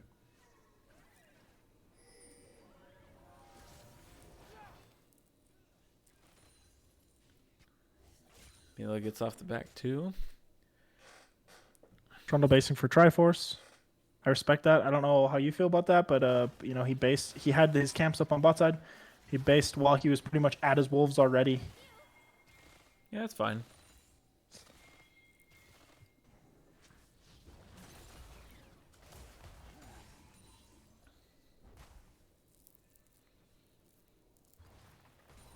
Man, if this goes to game 5, I expect to see Rihi on something more active. Yeah, I would hope so, right? And Rihi is probably going to go down here again because Malphite has the R button. We have Malphite R. Waiting for Silas E. Yep, there it and is. Chomp Chomp. I actually didn't even chomp, I don't think. Oh, no, he did. Missed. Maybe he just didn't get the kill with it. Yeah. Does he get the stacks if it gets a kill with it? If he gets a kill with it, yes. But if he does not, he didn't execute with it, so he doesn't get anything. Yeah. It's like if you steal. It's another thing that stacks, I suppose. I don't even know. Yeah, but yeah, you can see how like his champion, his character model is larger because he has. Yeah, that's what I thought it was. He's got 3. He's got 3 stacks. 2 minions. Minions chomped, so he's taken that ultimate 3 times. Champions chomped 1, minions chomped 2, gaining 240 bonus health. Oh boy, here comes an engaged bot, and it's not looking good until the Udyrs, or I'm sorry, the Trundle's here. Trundle's going in. Felios nowhere else to go, and doesn't have any sums, so he's just going to get destroyed. And this is Emilio going down too, because he has no flash. Nice. Yeah, Trundle picking up both. It's big. Yeah, it's tough. The Aphelios tried to go for the R kill on the Zeri. Got body blocked. Unfortunate.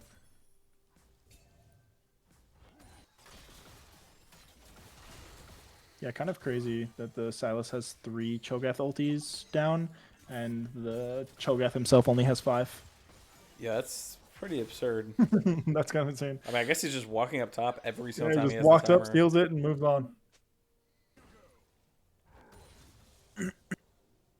Crazy.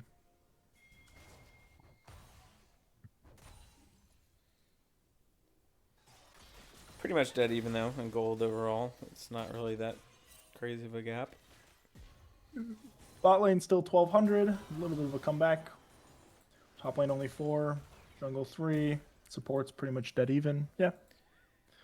Yeah, this dragon in 1:20 should be interesting. I could see both teams wanting to fight it.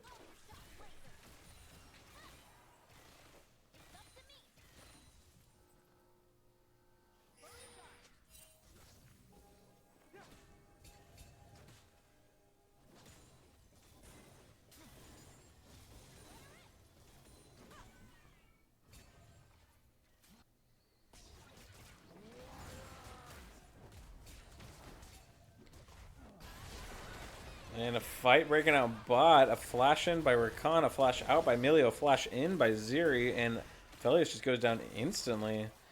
So Felios having a hard time staying alive in these fights, and he used both sums there, and he still died. Yeah, not good. Silas on top side again, didn't get anything off. Steals Cho'Gath ulti, coming back mid to chomp a minion, I would presume.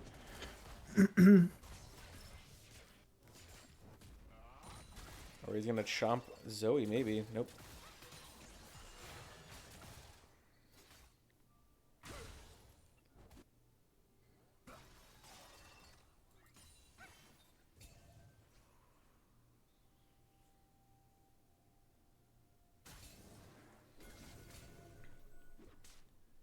Yeah, but if it's getting to game... Oh, wait. Silas looking for something? A TP, a quick TP in from... Oh, my gosh. Wow. Quick my flash. Nice job by Luke. He used a flash. A lot of people would just keep going because you say, I used a flash, screw it. But he backs up. Good ult by... Emilio cancels the... Nothing Zoe happens. bubble. Yeah, good ult by Emilio to get out of the Zoe bubble. Malphite here with an R. And They need to get the guns off of Aphelios to be able to play this. They're gonna back up, it looks like. Cho'Gath is backing, no TP. You walk, you hit nicely mid tower. played. They can't enter. Yeah, it's respectable. No control mage. Hard to re-enter through mid unless you send more than 1 person. Send 2. Yeah, but if this goes to game 5, I expect Rihi to play something way more aggressive. Yeah, for sure. I mean, if they keep banning out the Olaf and whatnot, what does he have left in his back pocket? I think he might pick something like Fiora or something that can kill a tank. Yeah. The tank killer, sure. Yeah, because if they know, I mean, if they lose this, they're gonna go red again. I would assume. Yeah. But I would think that he's probably gonna go something like that, something that he can actually make plays on. I mean, the Cho'Gath has looked great for him this season, but it's just not enough this series. And Silas is out of there. Nice. Maybe not. I was turning. Nice flash. I think he's out of there. Yep.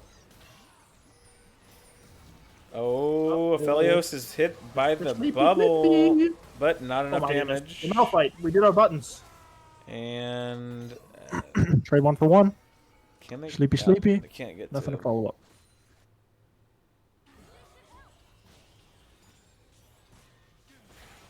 Which that's a fine trade for BBC. I think. To be fair, I think it was a net positive for IQ. They got bottom tower. That's true. While fighting the 3v4 on the top side, and got the what's it called? The Rift Herald. Yeah, that's a good point. Nectarish did pick up a kill, which is nice. This is true. But and right. didn't die when he had no sums. That is also true.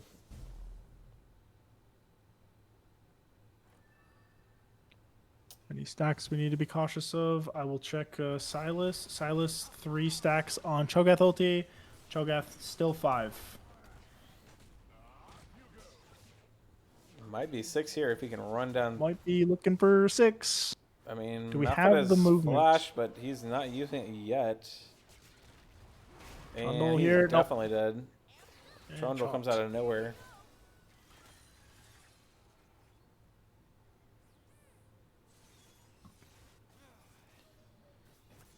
Don't look at the scoreboard right now. If you're below the age of 21. Nice smite coming out from Luke. Gets it away. Yep.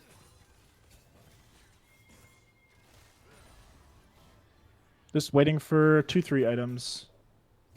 BBC on their bot side. Play the game after. It's hard for now. Trundle actually is a problem. Just stands in front, just face drains everyone.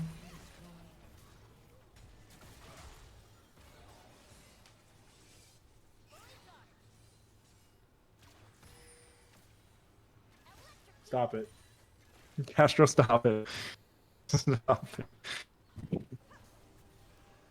You might not be 29, sir. Yeah, I don't. You're I you're fear just you're, youthful. That's all. I fear you are 14, my friend. Baron is up. Doesn't look like either team has any interest in it, though.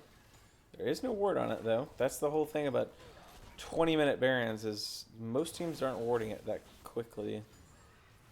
So a lot of times you can get it sneakily. Yeah, I think it's hard. Because to be fair, you don't see like 3 people on the map for like more than 30 seconds. If they're not pushing a wave and Baron's up, I mean... True. And at 20 minutes, it's hard to kill it at, in 30 seconds. So... Yeah, depending on the team comp. Some team comps for are sure. just crazy. Yep. Neither of these team comps, I would say... Yeah, I don't really think I mean, BBC's is not bad. Okay. Flash, and that is the real Flash. That's the Flash. They both just walk it out. Oh, Cho'Gath, great angle. Shrilly, right? Oh, they both didn't just have walk any. It out, Shrilly. Didn't have any vision in the bush, so he didn't know how far out they were, and he didn't get anything on those guys. That and they sucks. just walk it out. Both sums on bot and Flash on Zoe.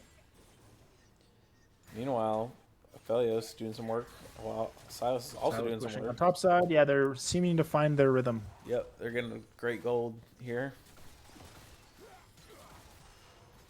Oh, that's massive. That was a ton of gold for Silas. And he gets Cho'Gath ult. Huge.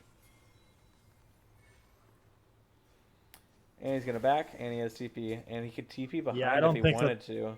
He is. Yeah. He's pinging it. He wants to TP behind. Yep, Let's see how this goes. I don't think that IQ should fight here. He is going to TP behind. And I don't think IQ should fight here. IQ does step back. They look to be playing it slow. If not playing it at all. And Jateo gets knocked up and just absolutely one shot. It's still potentially winnable if they play it slow. Malphite R. Malphite does have good R. guns on Philios as well. Yep, 1 R, and that's all you need. Oh, this is a good setup for it too. But to be fair, I think they should enter here, play with Malphite R. You have the Philios blue. Yeah, they're looking for it. They're pinging in. Let's see if he can find the angle, though. The dragon's definitely gone, but the fight might not be. He's waiting for a big 5-man ult. He hasn't ulted yet. Now he gets it.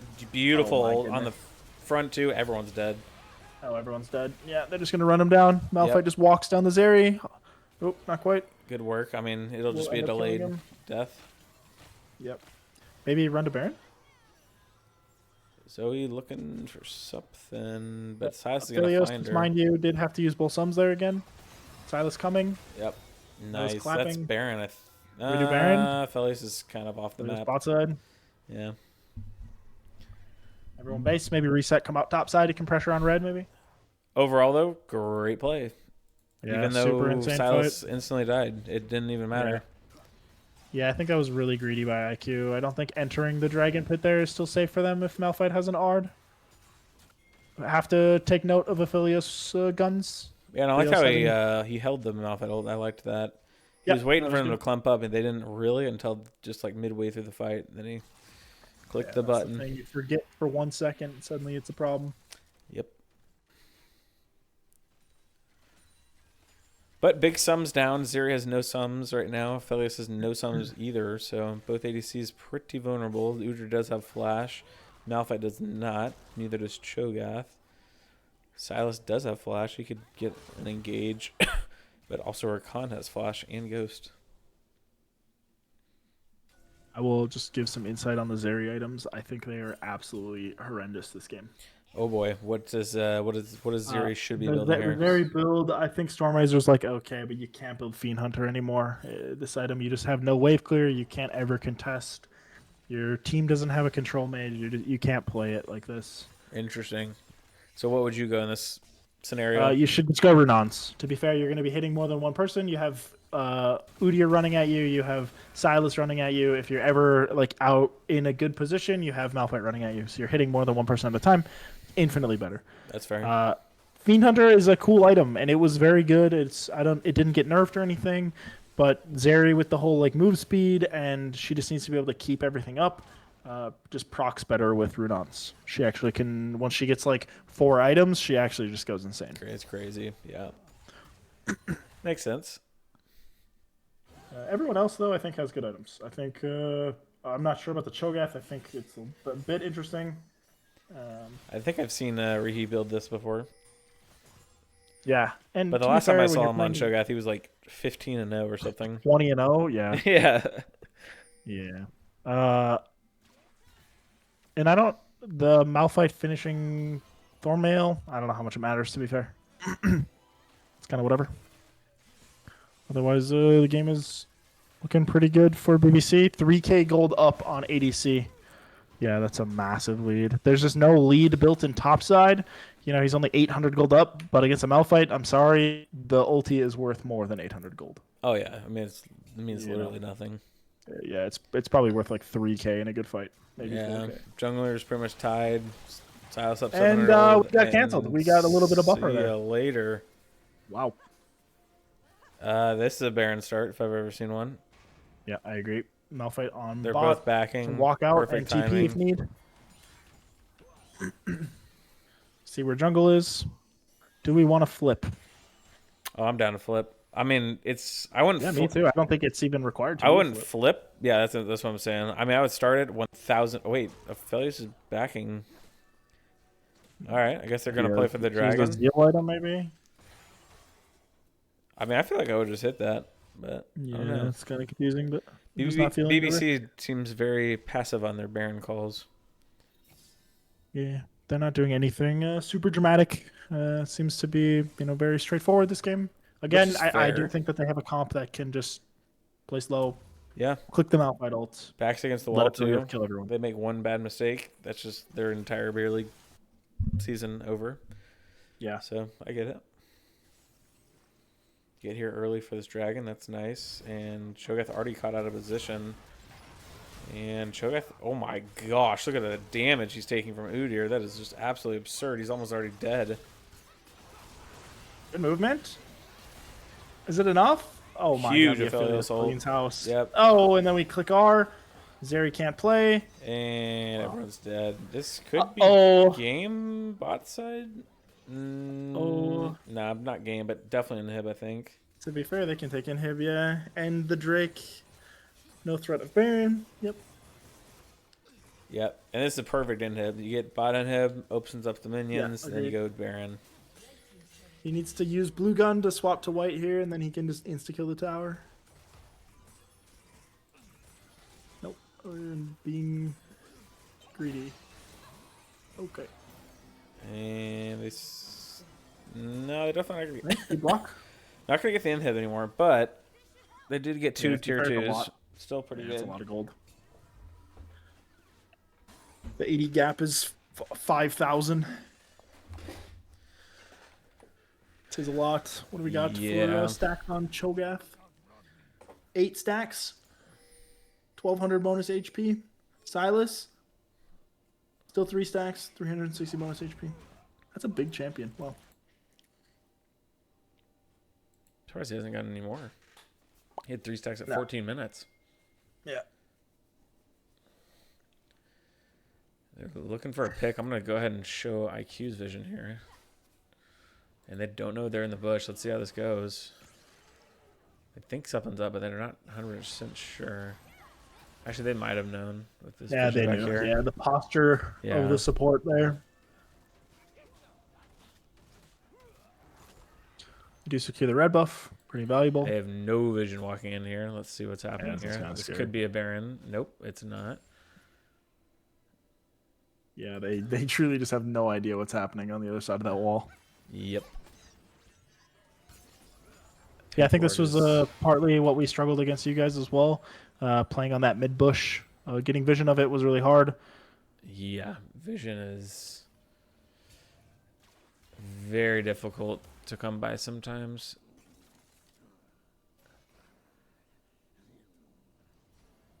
They're gaining it back though a lot here. They're walking all the way into the jungle. They're looking for engage now. Great engage. Fight it, huh? Silas not here. And it's working a flash and an ult from Malphite. Far away. Uh-oh. Udyr dead.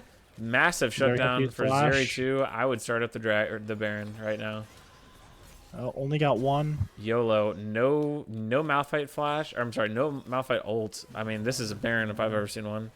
Yeah, I think so too. I think it's big. And if they come for you, then you just turn around and you fight. They have no Malphite ult. No Cho'Gath R though.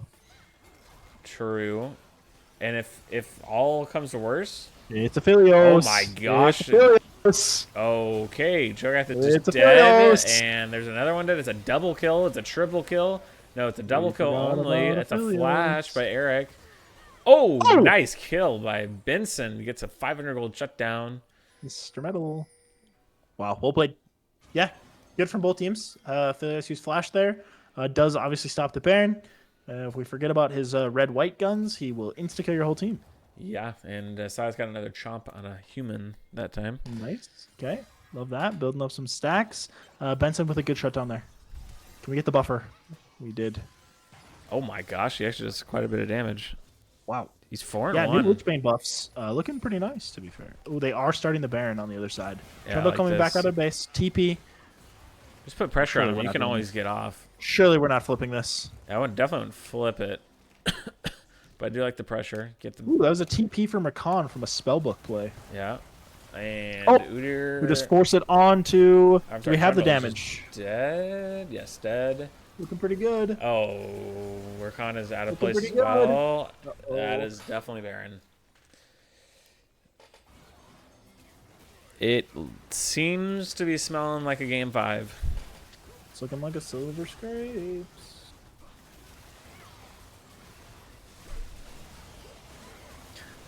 I'd be curious to listen in to the IQ comms at this point. Are they down?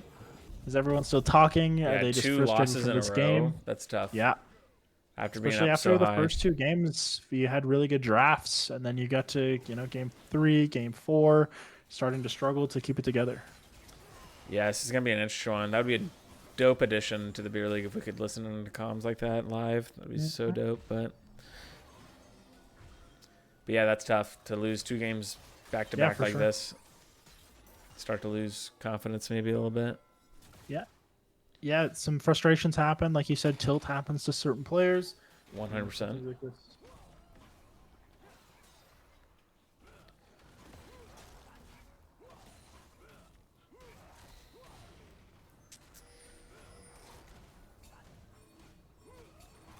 This is gonna be a tough fight. I'm gonna look at it from IQ's vision. Let's see what they're looking at here. And honestly, it's not terrible for them. They have this pink ward in this bush. It gives them a lot of pressure, but it's not going to be there for long, I don't think. Yeah, and with the scuttle being up.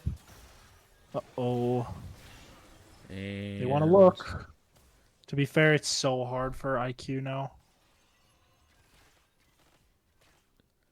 They don't even care about this. They shouldn't even care about the soul. Should just play for go forward, click button. Yeah. Yeah. They're going to have to give it because they can't contest the scuttle. And, no. On the dairy. Onto the Oh, my lord. Oh, no. And they did not get the smite. And that's kind of just the ceiling, it's just ceiling play there. bread of the Silas will go down, but it won't matter. I think they're going to end it on this push, if I had to guess. Malphite still has R. Oh, my gosh. Malphite got literally one shot. Yeah, welcome to Aphelios. 6 items. Nice try by Eric to try to get in there and smite steal it. I think the game would still be over, but have to try though. Yeah, might as well. Yep. And we are going to a game number 5. As long as they hit these turrets, no one's hitting the turrets, but they have plenty of time, it seems. Yep. And it is over. GG. The Zor with another 5, and I see the old crow. Let's freaking go. That is an OG of the beer league right there. The old crow. Never got to play with him, but he is an OG. Game 5. Yep, look at that. Another Aphelios top damage. Holy damage. 40k. Making sense. Zoe, actually, though, pumping a 30k. That's well done. I mean, we were kind of dogging on the useless Zoe, but he actually did damage. I think the new Lich Bane buffs are pretty nice. Yeah, I mean, that's pretty crazy. I was 100 AP, not expecting that. Hit, 6% move speed. Pretty good. Is Slamurai here? I bet you could be. Yeah, because I do need to. No, you're good. Out. Even if Slamurai is not, it's okay. But I appreciate you casting. Yeah. That was fun. No, of course. Thank you for the invite. It was fun. Absolutely. And it'll be an interesting game 5. I'm not sure how this draft is going to go, but it'll be fun to watch. I'll try and watch it from my phone. I just have a few things I got to do, but I wish both teams the best. Obviously, I wish you the best in your game on Sunday. I'll be there to cheer you guys on because I would love to lose to at least the finals winners. True. We'll try our best. So, good luck to both teams. Thanks for the invite. It was fun. Hope to cast again. Sounds good. See you later. Later, bud. See ya. Jinjo, everyone. Incredible. That guy's smart. You can just smell it, you know. I was trying to look at the gold or the damage graphs, but I guess I can't. I'm not. Not after you close it, yeah. Unfortunately. Which just sucks, but whatever. Well, what do you think? Let's get the Slamurai rundown here before Game 5 draft. What do you think about the series? I'm very surprised that BBC is clawing their way back, honestly, because I know people on BBC. I know a certain mid laner of theirs, and I know that he does not have the strongest mental. So the fact that they went down 2-0 and are fighting their way back to Game 5, I'm very surprised. Pretty crazy. So, and I also know that our IQ's mental is not the best either when they start to lose. They've been winning. They've been winning so. Well, they've been winning so much, but every series they've like they lost 3 different series, right? And it was all to like lower level teams, right? Because like you get them on one loss, and their team mental starts to go down. So I know, especially a certain jungler. So it's they got to be tilted going into Game 5 here, but we'll see if they can pull it together. Yeah, it can be tough to stay strong through some of this. Oh yeah, and I mean, just the fact that you were literally like right there, ready for the sweep, and now you have your back's against the wall. I know. You know, It's you're just feeling such a real mental stressed. flip. Yeah. For sure.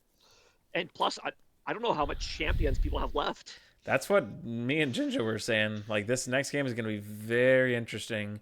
But we do see IQ pick the red side. And then, so we're going to see Arihi pick R5. What do you think he's going to do? I was saying he's going to maybe go like Fiora or something. Like something very aggro to kill these tanks that Mia is playing top. It's a good question. What does he have left that he doesn't... Or could he play that he hasn't Vayne? played already? Well, I guess they're banning Vayne though. Let's see, I'm trying to think of what else.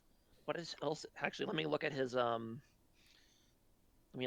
profile mean, here he's because got I'm actually curious Camille, now. but I don't think that's the best. Let me see here. What It the fuck is could just IQ be a here there? Fiora angle. I mean, I don't see anything else that is good here. Could be a Kale angle if it looks good. True. Honestly, True. he Kale has could played be. that a couple times. Could be a Kennen angle. He has played Gangplank as well. So Zahen angle actually. If he gets a good They matchup, he's did gonna go ban Zahen that last 100%. time though. If Could he's see able them to get it, banning he's it. gonna pick that. Yeah. Yeah, I mean, So like I said in the little content section, he's 4-0 on Zehen. He's yet to lose on Zehen this season, so they didn't it ban it clearly last game. works. They banned it last game for the first time, I think, all series. But usually they pick Zehen. Those are the picks on the screen, not the bans. Never mind. Oh yeah, those are the picks. Usually they ban, or usually they only pick Zehen R5 for IQ though, from what I've seen. So we'll see how this goes. Now Zahen's kind of one of like those drain tank champs, so you have to like live long enough to get your passive up, so you need a good matchup. Yeah. Or it's not worth picking him. So I think saving it for R5 if you can is smart. Definitely don't leave it open if you're BBC. You can't let Rihi just pick like some snowbally 1v5 top laner and carry the game off that, because even if Mia plays safe, it's still going to be Rihi with a huge CS lead, right? And honestly, I feel like the hardest part of this draft is like, what do you even first pick here on blue side? There's just literally nothing. Like, I guess a jungler, I would assume. You just pick some mage. You like could pick a mage or something. Yeah, good. Or maybe they'll pick a Zir first pick and just say, you know what, you guys keep banning our Zir, we're just gonna pick it. There you go. That is an option as well. Because their sure. mid laner plays a lot of Azir. I don't know. This is probably the toughest pick. B1. Yeah, oh, they're gonna Lulu. Interesting. Okay. Wouldn't be surprised to see just a Mouse lock in as well. So they're taking the Lulu. Yeah. Hey, I like that. Lulu, great. You want to pick one of these get off my ADC champions when you're BBC, and Lulu is probably one of the best at it.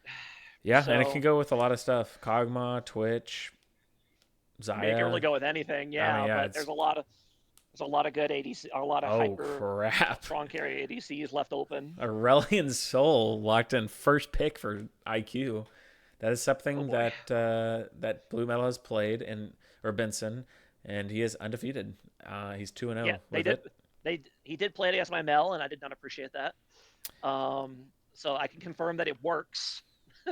Yep. And the Lulu is actually 2-0 as well for Mr. Abel. Well, there you go. Crap. What the heck is this? Zyra? Support. Or it could be flexed, but mainly support because Hernandez plays it a lot. Mm-hmm.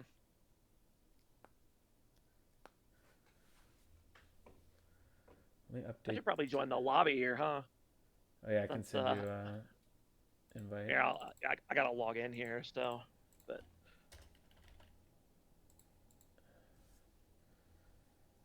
enough Furies picked up.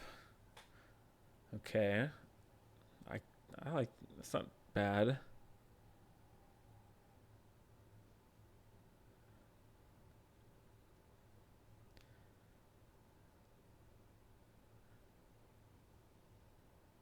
And whoa, okay, they go. Oh wait, okay. Oh my gosh, could this be a Fiora? They do lock in Scion. Could we see Fiora? That's very good into Scion. It sure is. Show me it. Zahin. They're gonna go to Zahin before he gets banned out. Okay, that's fair. Smart. It is a good matchup for Zahen. So Yeah, I like that.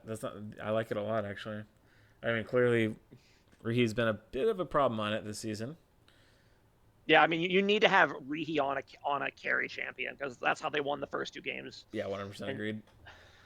you need to have him a champion where his lead actually matters.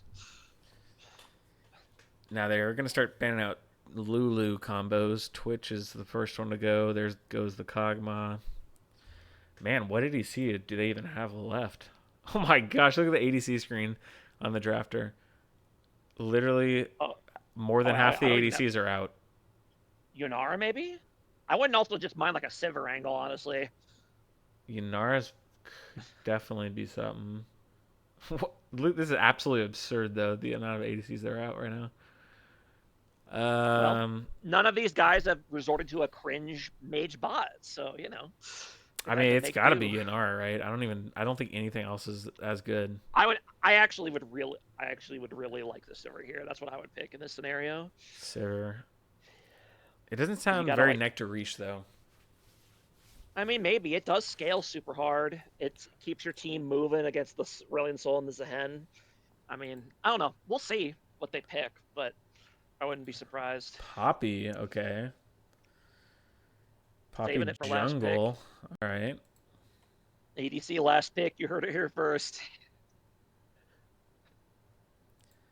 Nectar-Reach in the chat is very angry in the lobby. Sounds like he wanted Kog'Maw. Could just be trolling them. That would have been it. True. He is known to do that. A lot of trolls in Beer League, actually. Right. Thank you. Yep, there's the Yunara. Okay, I do like the Yunara pick. I don't have any problem with it. I like it too. I think it works really well here. It's just you're kind of on a when you pop the ulti, you're kind of on a time limit to win the team fight because you're really weak once it's down. So, but if you're okay with that, then go for it. My gosh, though, what is the heck does Caress play here? Last pick is this goes. I don't even know what the heck he's gonna go. He could go Sivir maybe. I was gonna say yeah, he should probably just go to Sivir now. Yeah. I mean, I don't know if he plays any other champion other than that. I guess we're gonna find out. I mean, he hasn't played any of these champions this season. I can tell you that. Actually, he's played Kai'Sa once. Oh God, don't pick Kai'Sa. But nope. That looks terrible here. Malzahar, what the heck's going on here? What? Oh shit! Is this Aurelion Sol bot lane? I have no idea what's going on. I'm okay. That's very interesting. I don't know what to make of that one.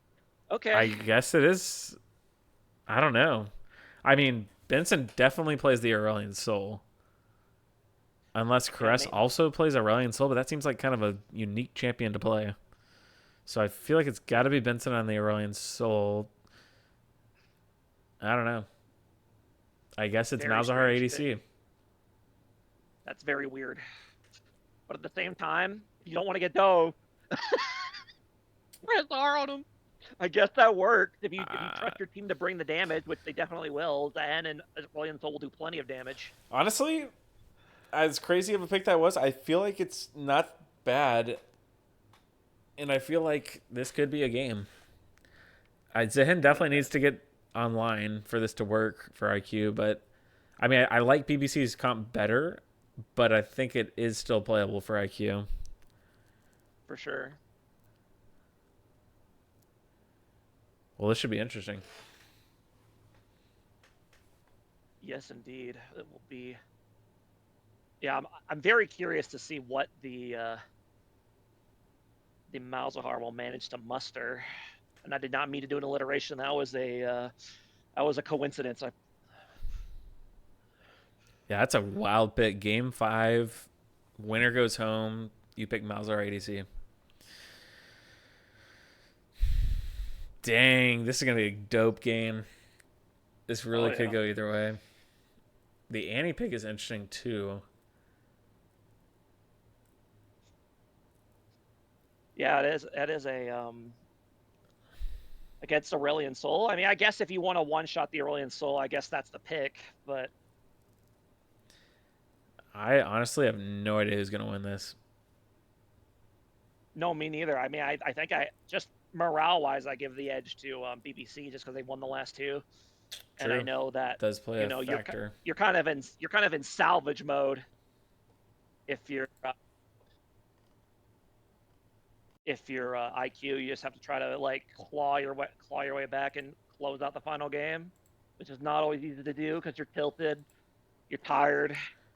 I mean, it's Yep. got to be real. It's really late for some of these people too, right? Probably like midnight already for some. Yeah. I mean, it's 11 where I am, so. Yeah, that's probably the most pinched ADC pull I've ever seen in my life, though. I mean, Yeah, no that is. other pull has. I mean, all these other roles have so many more options, but ADC, I mean, we were getting down to the last like 10. Yeah, definitely. Yeah, 13 ADCs left. Now, if this somehow goes to a game 6, that would get interesting. Call a rule change. Sorry, we've decided it's a best of 7 because it's going so well. Yep. Sorry, our viewership's too high. We gotta keep this going. Oh my god. Well, this should be interesting. Should be very interesting. And neither of the captains were right. If you were here when they were doing the interviews, Rihi predicted 3-1, I believe, or 3-0 for IQ. And then Abel for BBC, he predicted that it would be a 3-1. So, oops. Yeah. But I think they both knew it was going to be a good series, especially Abel, or AKA Zor. Yeah, I just call him Zor. It's just I do too. I do too. But if someone doesn't know him, then it's like maybe I should call him Abel. But my hashtag doesn't work if his name is Abel. That is true. That is an important factor. Hashtag Zor better than Zor. True. That's the most important factor. Then fuck everything else. That's right. Yep. Here we go. We got a Malzahar bot. They have locked it in bot lane. That is wild. And yeah, okay. Everything else is the same. Well, we got a 2-minute delay. I'm gonna go get some water really quick, pee. But if you would like to say whatever, go. Feel free. I'll be back. Yeah, let me think about the comps here a little bit. What do I like better? The IQ comp scales incredibly hard with Sehen and Aurelion Sol. They don't have a lot of true frontline though, like true frontline CC, which could be a problem for them later. You know, Poppy Stun, not the most reliable CC, is Sehen, Q.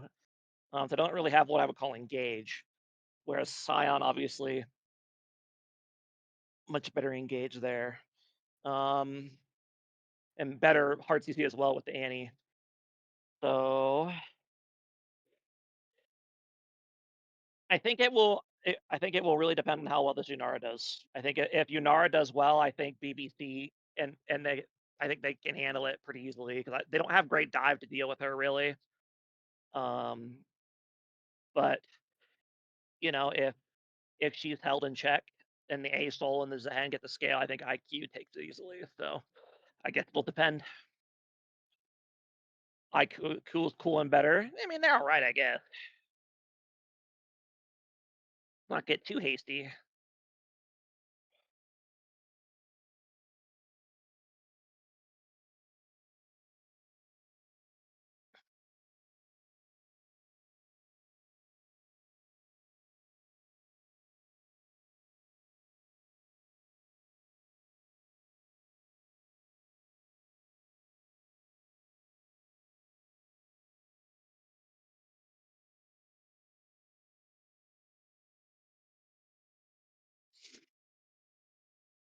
If BBC actually picked Sivir, yeah, I definitely think they should have gone Sivir.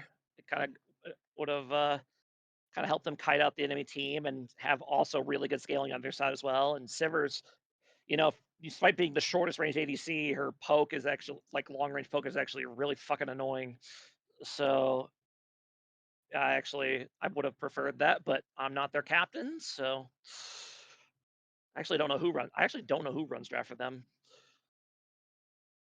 But I guess my opinion doesn't really matter.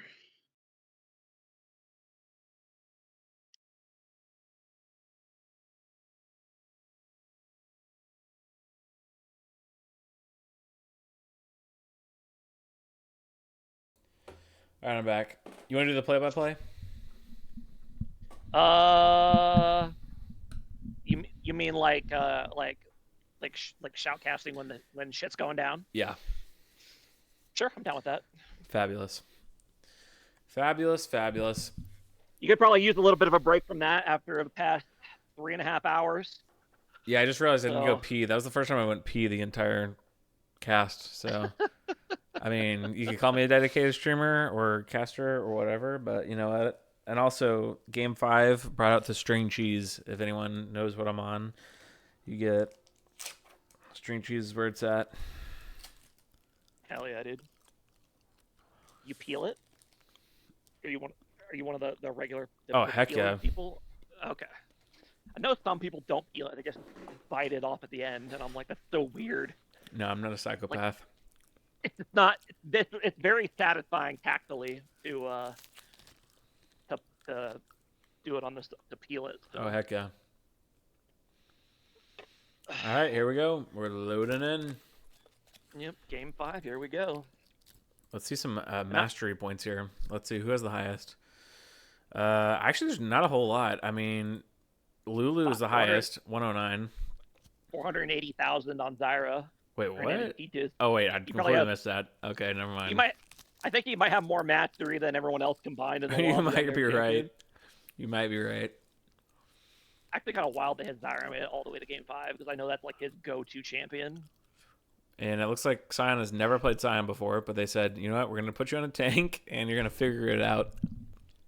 Yeah, I don't know if I like Sion as the I've never played it before champion because I think there's actually a decent bit of nuance to playing him. There's not very many champions left though. That's like kind of what we're talking about. It's like Malphite's out, Orin's out. I would have probably gone like Maokai, but that's true. Maokai's a good one. Exists. All right, are you loaded in? I just loaded in. I'll pause at 10 seconds. I'm at 10. Seconds? Yeah, I'm at 10. Okay, hold on. You tell me when. All right, go. Boom. And here we go. 11, 12, 13, 14, 15. Yep, we're good. 16. All right. We are in sync. Let's freaking go. All right, ladies and gentlemen. Game 5 of the semifinals. The winner goes to the Beer League Stout Finals, and the loser goes home, unfortunately. And this will be the end of their season. Somebody's got to win. Somebody's got to lose. That's how it is. Yep. You're absolutely right. They're pinging out Nefiri. They know he's there. Let's see. Looking at summoners here, Electrocute on the Poppy, very aggressive choice by Eric, but I suppose it does fit him. Yeah. And Conquer on Nefiri. Is that what you go on Nefiri jungle? I have no idea. I don't play it. I'm also kind of surprised that Lulu doesn't have Guardian instead of opting for Aerie, but maybe it's worth it with spamming E and stuff. So. Oh my gosh! Wait, Eric just flashed the wall to invade this red. Yes, I saw that. Holy, he's a gamer, and they didn't ward it. Oh the best part is he didn't even have to do that because there's no ward. That's actually genius, bro. This guy's on another level. This guy's a jungler. Oh. It's gonna work so well too. They have no idea. That is crazy. And they're, oh my gosh, wow. Okay, so Nefiri's just absolutely screwed. This game's might actually be. Luke might actually alt F4. Wait, don't show on the minions. Surely not. I can't tell. I can't tell if he just showed or not. I didn't pan the vision quick enough. I believe he did show though. But let's see what Nefiri does. No, I guess he didn't. Oh my gosh, Nefiri's so effed. And he's gonna get down to bot lane to gank too. Holy moly, this is a mega play. Yeah. Eric bringing out the cheese for game 5. Double flash already. Oh, wait, what the heck's going on here? Caress is on the Aurelion Soul, and it is a first blood for Zyra, but it's going to be traded back for Lulu. Oh, go ahead. But now Nefiri's here, and they're actually going to go ahead and turn this back. She'll be able to get Zyra here. Okay, so in the end, it ended up being a 2-for-1 in favor of BBC. Even, like, they took so much damage forcing the gank that they actually traded one back, and then Nefiri was able to clean up another one. Wow. So, okay. That is some gaming right there. Mad props to the BBC bot lane, basically turning around that horrible situation. And now Nefiri is going to get to farm the bot side jungle as well. No, Luke, what are you doing? No, wait. Why are you farming the blue buff? I'm shocked that the Poppy went topside after that, though. I don't know why I guess he just assumed that Nefiri was going to take his entire camps, but I don't know. And I guess Nefiri assumed that she was going to. Yeah, I think they both just assumed, and they both assumed wrong. Well, that's jungle mind game. So. But Zyra is here to defend, which is always the most annoying thing as a jungler when you're trying to cross map. Yeah, junglers love getting fucked with by laners. It's their favorite thing. Yes, I love that when my other side of my map's getting destroyed and I'm getting 5-manned for some reason. Oh my gosh, the Zyra's being so annoying. And everyone is collapsing. And he doesn't have flash. Nefiri's probably dead here. Oh, no, never mind. They got the river. Actually, they're going to turn it because now they've got the numbers advantage. Like you going too far, and that's going to be Zyra going down again to the anti-auto attack, and then Poppy going down as well. Oh shoot! They're pressing too hard. They're getting baited. Oh boy! BBC shows they're behind, and it was a ruse. Yeah, 4-1 now in the kill department, and 1.4k gold lead already. Also, I just noticed it's actually Malzahar mid. Yep. Aurelion Soul bot. I noticed that on that first gank. And they didn't swap the players either. They swapped the champions. So yeah. I'm very surprised by that. So I guess Caress plays Aurelion Soul. I don't know. I mean, no way he's just first-timing Aurelion Soul.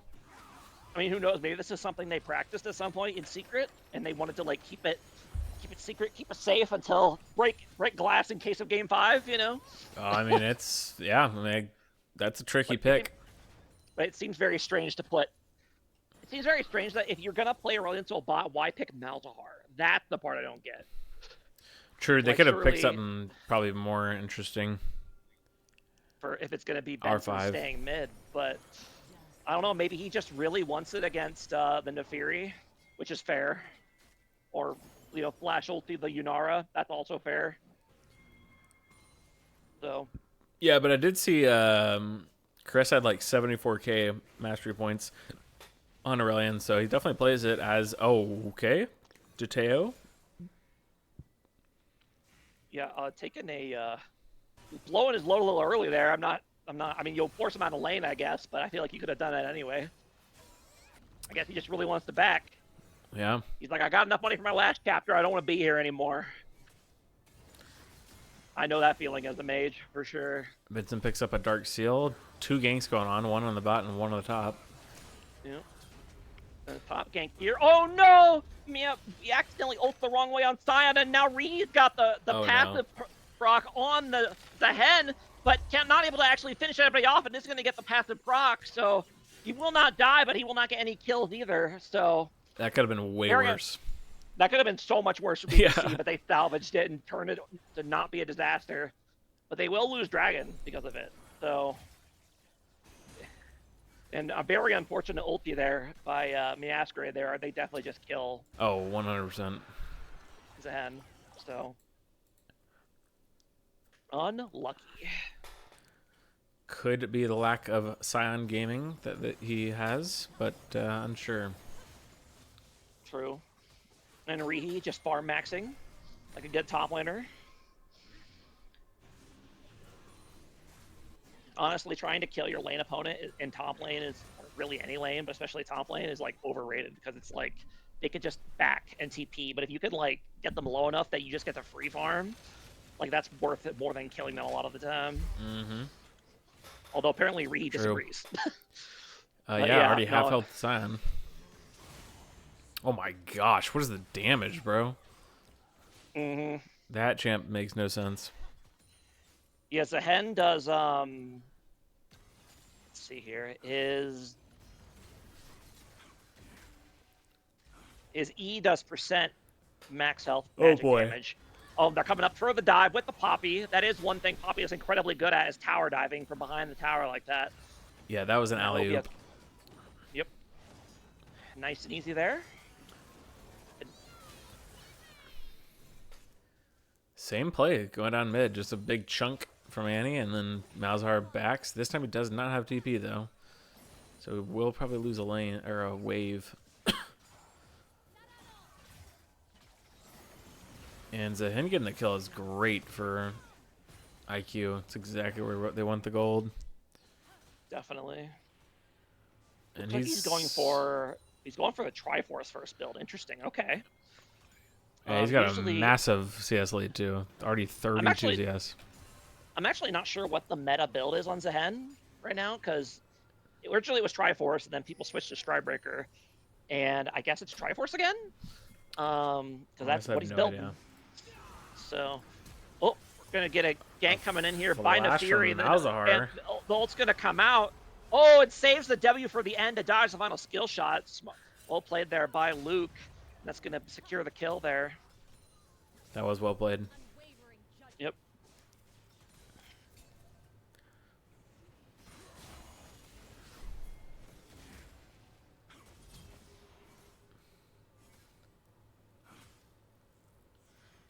Mia just walking out, already half health, casually. Oh my goodness.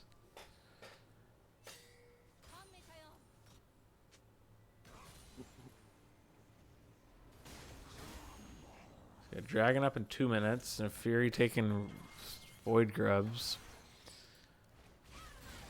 Oh! Nice by that was Eric. Very sus. That was a sus-looking hitbox there by the Poppy E, but it will get the stun. Fury should be able to get out, though, unless he goes back in for no reason. No, he does back off. Okay. That's it. They're all rotating up for the... Oh, actually, Grubs aren't there. I'm not sure why they're here. Okay. Just roaming just to roam.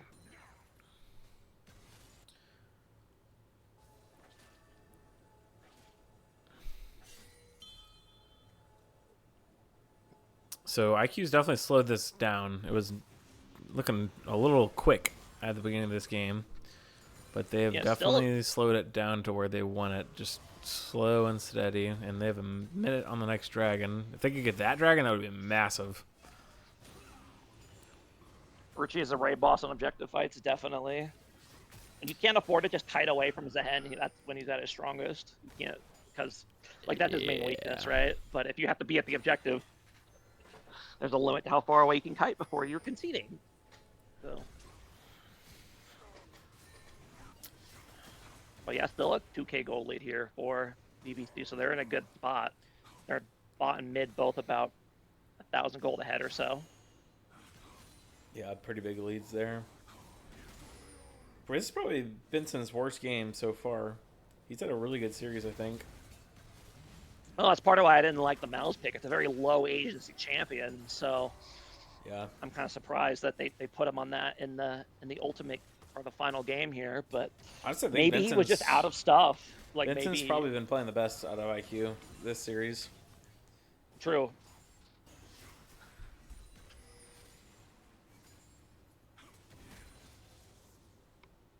What did he even play game 3? I can't even remember. It's been so long. I don't remember either. It was Zoe in game 4, but I can't. Someone in the chat, I'm sure, remembers. I have no clue though. It's been too long. Here, I'll look real quick. I'll open the link. So now you got me curious. And BBC's just gonna get the dragon for free, no contest.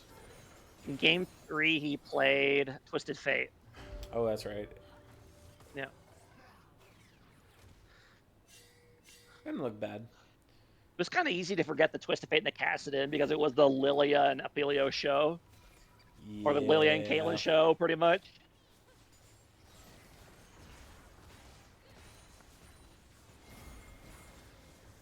Yeah, Nivea was game 2, I think. Yeah, game 2.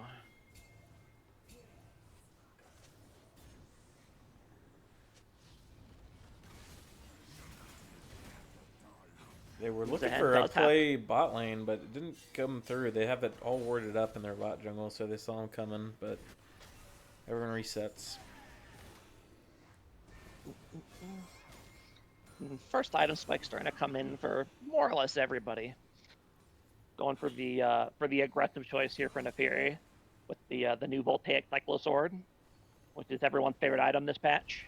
Oh, really? I've not been playing much. Patch. What do they do to it? Oh, yeah. So they kind of like made it a more aggressive version of Eclipse. Interesting, okay. And it's like an energized item. So like you hit them and you do like percent HP and then you get a bunch of extra lethality for a little bit. Okay, we got a fight going on fight here. Breaking out in the top lane. Great flank here by Eric, and that's going to force Neferi to have to bail and just leave the gosh. Leave, okay, actually, I'll be honest, I totally lost track of what the hell was happening in this fight, but I guess it worked out for BPC.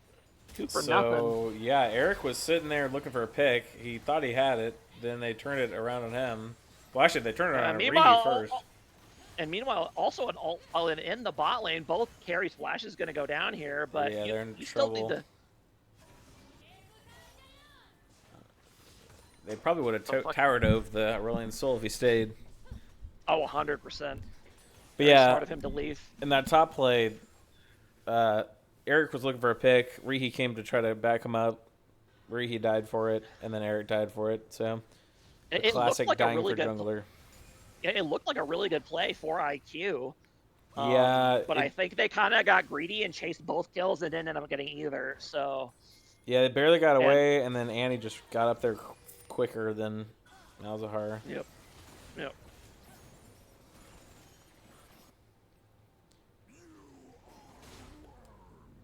Well, honestly, the Aurelion Sol, I mean, it hasn't looked terrible. I mean, he's down 1.5k gold still, but... Yeah, but he hasn't died. He's getting decent stacks. I was about to say that. I feel like they've been down worse. Poppy's getting murdered, has to E a minion to escape, but... Oh, boy. Neferi's going to go ahead and finish her off, and Neferi's going to go ahead and get the reset. Oh, he's going to get range. everyone. Yes, she can, and it doesn't have W, so it's going to end up going down to the tower here. Oh, big shutdown going to Asol. Yeah, definitely not worth. Got a little too excited without having his W left over, but I know the feeling.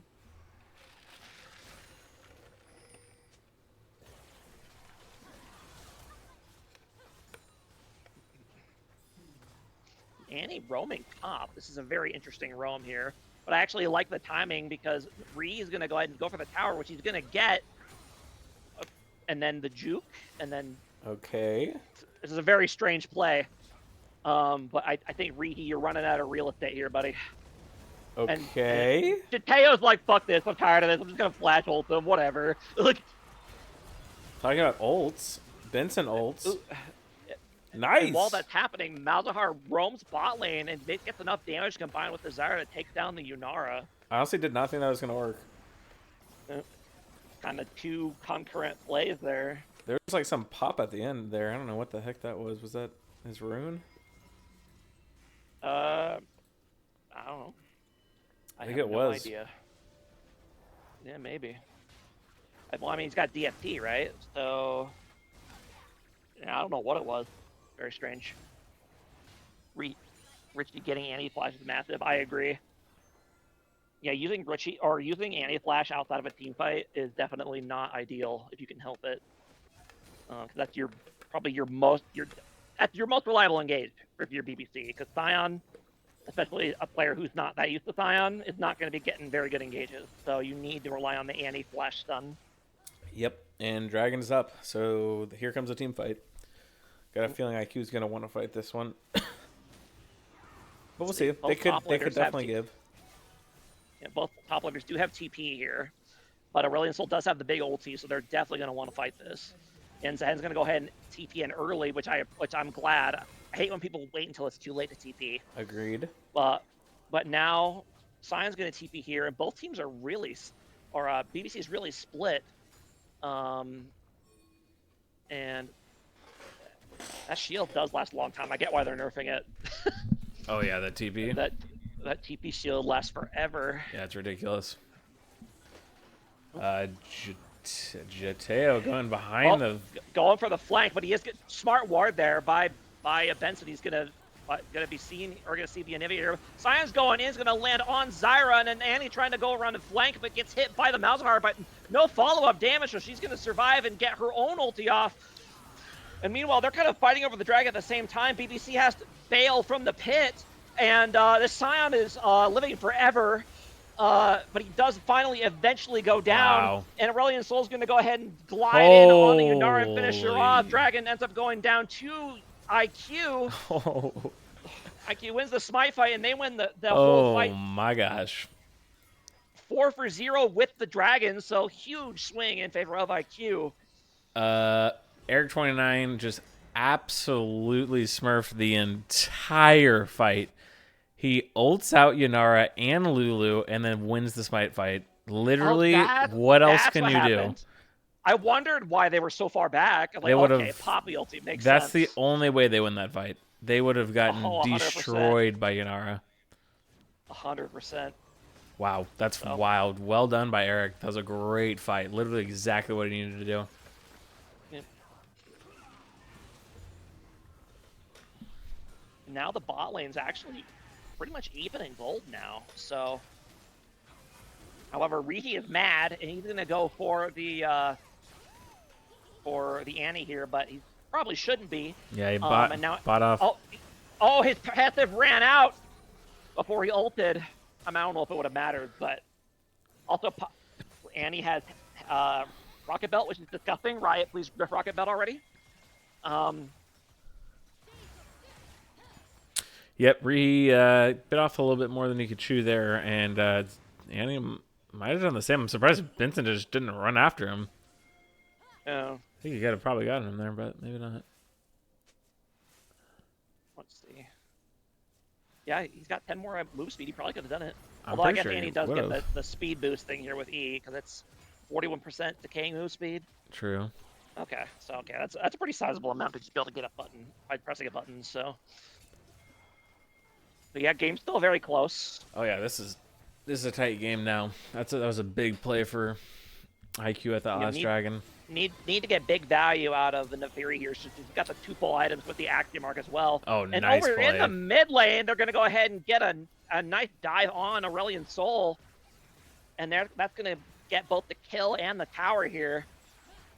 So great job to them taking advantage of IQ being split up. Yeah, it was nice.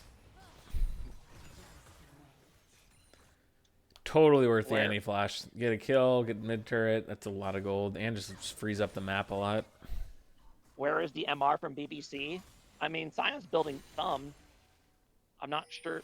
Sion's got parts of 3 different items, so I'm a little confused about what he's building. But yeah, definitely gonna want MR this game. Can't be getting Aurelion Sold and Zyra and what you call it. Now, the later this game goes, I don't even know. I mean, I was going to say that IQ doesn't have an AC, so it's concerning, but they have such an interesting comp with so much damage that it might not matter. I mean, honestly, ASOL outscales probably like 90% of That's what I'm saying. Anyway. And then, like, Zyra does a ton late game. It's like, I don't know. Okay, it doesn't fall for it. Okay.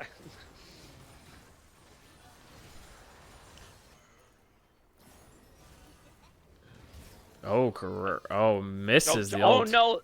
Yeah, the little delay on the ulti makes the stun not land. Yep. Tough. And now they're going to come and get him. Buddy, you got to realize that you can't be doing this. Jateo is... very dead. Gone. Yeah. But he might trade? Actually. Oh my gosh, he does. Wow. Trades back on the Poppy. Poppy, no MR yet. Oh, and crap. now Nefarious here gets rooted by the Zyra E, and that's enough to lock him in place and get the kill. I really don't like this Ionian Boots purchase on Neferi. I think when you're fed, you need the Merc Treads, 100%. You can't be getting hit by 1 CC and dying like that, because if he has tenacity right there, he just kills both of them. Yeah. 100%. So. Or he will also go down. In the bot lane, they just Kind of give him the 3-man on the opposite side of the map. Yeah, not sure about the flash there. Even if you kill Lulu, it doesn't really do anything. Yeah. Well, kills. Oh, Yeah. Nectarish too far out by himself. Nectarish blows the flash. He will get out, though. That's a massive flash and a massive timer. He is way out of tempo. They should be hitting this dragon as soon as it spawns. Okay. That was a crazy play by Lulu. No ulti there by Malzahar. I think he was so surprised by what happened. He couldn't react in time. I mean, surely they just hit this dragon at spawn. They had no Yanara's half health and no flash. Oh, yeah, well, wow. Ree's TPing in. There he comes. The bot side, and now front line being held here, but taking a lot of poke damage here. And now Zehen is here, and Annie's off on the side, but Zehen is going in, and BBC has to kite back, and Annie looking for the flank angle, but terrified of getting Malz ulted, which is fair. And kind of just waiting out the Yanara ulti and then going in. Oh, nice pull. And Annie getting zoned out by the Zyra plant, and is that going to be enough to get Nectarish down? No, he's still alive! And Annie finally finds the flank she wants and goes in and takes on the Malzahar, but now God, I can't follow what's happening. Somehow, Yanara survives all of that nonsense, and it gets out of the fight, but in the end, it's still a one team fight for IQ. Huge fight from Rihi there. He made so much space. He was pretty much 1v4, and he not only survived, but he killed 2 people. The champ might be busted. Might be. Huge damage. He got a massive pull on the Yanara in the beginning of that fight. That put Nectarish a little bit too far up, and yeah, Nectarish got down to 1 HP. That was a really good fight from Rihi. And I do like the way that IQ played that, where they threatened enough that Yanara ulted, had to ult, and then just back up. Like, it's not like it lasts 15 seconds, which is a long time, but you don't need to fight her during it, right? You can just let it. You can just wait. Honestly, if I'm Annie, I mean, I get the flanks. Yeah. But I feel like it would make more sense if you had flash, I think. But I mean that, but also it's like he just doesn't have enough damage to kill anyone. Like I feel like he does have 3 items. Maybe he does now, but I don't know. I feel like you need Nefiri there. But if Nefiri's not there, might as well just play front to back and let Yanara carry this game. In my opinion. Don't you dare flash for a solo kill. Oh heck no. I'm warning. Don't do it. Your team needs your flash W's to win a team fight. You can't be doing that for solo kills. Don't do it. I know you were looking at it. You thought about it. On the Aurelion Soul, I can tell. He's just going to go ahead and take the tower in front of Sion. Very impressive, actually, that Sion has managed to stay equal in level. Yeah, he's doing much better on these tanks. Oh, and Poppy going to go ahead and kind of get caught out here. Damage coming in. Has to bail. Yanara's doing damage. I honestly think it's better if Annie just plays front to back here and just peels. Yeah, I think you might be right. Like, Annie's never the win con, unless he can somehow get a 5-man ult, like flash ult or something. But if not, you might as well just play front line and just stun, block whoever's in front of them. Yeah, you need to create some space so that Yanara can actually move forward. Exactly.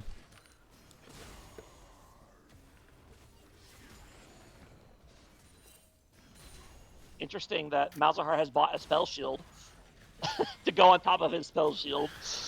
Like, so his Gross thing isn't quite a spell shield, and IQ realizing that BBC is all back, they're just gonna go ahead and rip the Baron right away. They're gonna get it too, unless Annie pulls off a crazy stop here. Oh boy, this is massive for IQ. It's gone. If they realize that they caught BBC napping. Wow, that's a bad macro play from BBC. Yep. Just not paying attention to the timing of the objectives. Are they going to be able to get Rihi on the backside? Oh, surely not. Oh, my gosh. He gets one it is kill. a nightmare. He's going to get passive as well. And Yanara's here. Okay, so they will get the passive at least. He should die, right? He's just full HP again? Yeah, but he won't revive again. So, although actually he's doing crazy damage here. Okay. Barely loses thanks to the polymorph. What is that champion? I mean, well played by Rihi, but what is that champion? What the heck? It's pretty good. his passive is literally just GA every single life. Like, what? True. It is hard to stack, so you have to live quite a while to stack it. But if you can... I mean, he just heals so much. He can live forever. Oh, yeah, and you gain all this extra AD per stack as well, so... Well, IQ's looking like in a pretty good spot here. I mean, it's still... Yep. I think it's very even. Either team could win this, totally. But they really need to play behind this Nectar Yunara. And Dragon Soul is on the table here in a minute here for IQ, and they have the big Aurelion Soul ready to go. Let's see. Any big items coming in? Not really. Not in time. Let's see. Not Yunara. No one has gold there. Malzahar has a 1K. Can maybe get a component of something. Nothing huge coming in. So going to this final fight, or I mean, maybe not final fight, but big fight. Let's see. One item top lane for Sion. No idea what he's building. Bunch of components. Oh my gosh, just one item to 3 in top lane. Jungle is 3 items to 2. About 3 on Poppy. Mid lane is 3 items, about 4 items on Annie, to 2 items only on Malzahar. That's a big difference. All right, you need to go, BBC. Like, you can't just be sitting here while he's killing your base. Yeah, it's pretty tough. You either gotta go back, or you gotta do something. You can't just be sitting here. They will send Sion back. Sion does have TP to get back. Yep.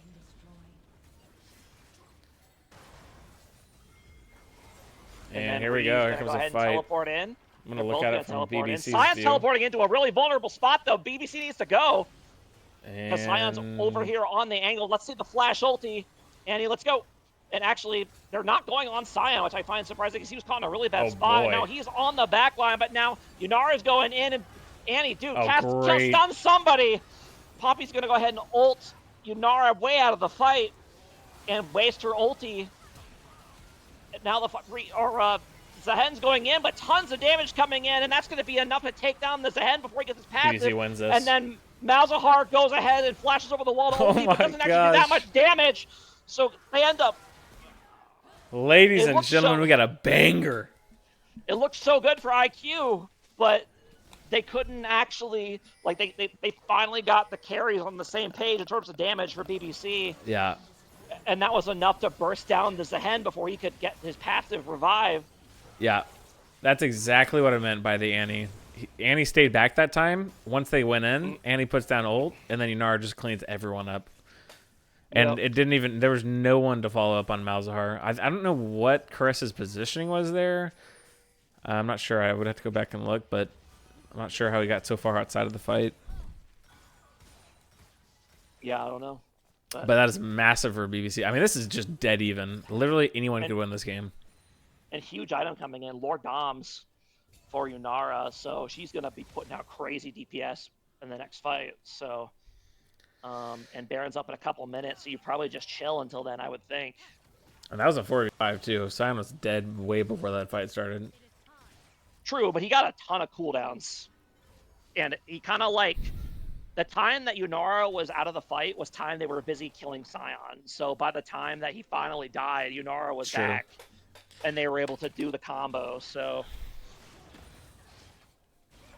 You know, Mia, understanding the assignment this game. Just walk towards all the enemies and use all your abilities, spare your shields, and just like create as much space and just take as much time as possible so that your carries can do the work. So, yeah, Mia's transformed into the tank mindset. Yep. He's got to go in, die, and hope for the best.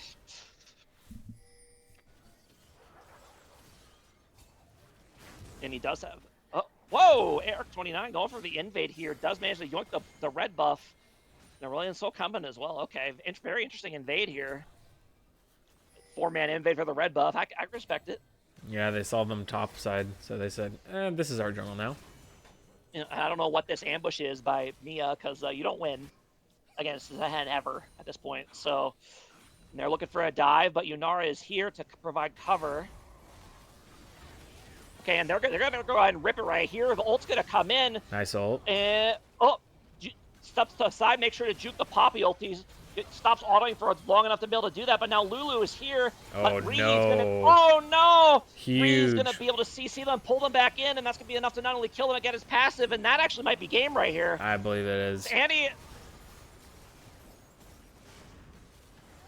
And then Malzahar TPing in as well, just in case. Oh, massive Annie ult, but not enough. Yep, massive Annie ulti, but not going to be enough. And yeah, that's going to be game with these long death timers. That's going to be it. Yeah, it's probably game. Yeah, two big things happened there in that fight. Lulu's timing on the ult wasn't great. He ulted while the Zen was in midair, instead of ulting once the Zen hit there and knocking him up. And then Rihi got a massive pull on Yunara. Yeah. And that was pretty much it. But they don't end Actually, it's not over. Okay, IQ opting to play it safe. That is the con of not having an ADC. If there was an ADC in this game is over right there. That's true. But they don't really have much tower killing. Okay. I feel like they could have played that even like more aggressively still. Like I feel like they played that. They were really afraid of the Nefiri there. I feel like more than they needed to be. But I guess they didn't have Malzahar ulti, and they didn't want to risk like a Nefiri just wiping them. So I guess it's probably the right play. You just play it tentatively. Yeah, I'm sure that everyone's playing it a little bit more on the cautious side. Yeah, I mean, you don't want to be the reason that you lose because you make a dumb play. Yep, but it really still is anyone's game. Like, yes, they got an open base now, but it really doesn't matter. Yeah, it's just going to be tough to pressure this Baron while dealing with those side lanes at the same time. True. Poppy going to go in here, lands the stun on Annie. Oh, and massive. Annie's going to end up going down without... Does manage to get Tibbers off in time. Lots of bursts coming in, and now Yunara going in, but it's not enough. The hen is on her, no peel, and she's going to go down, and now that's going to be game here for IQ.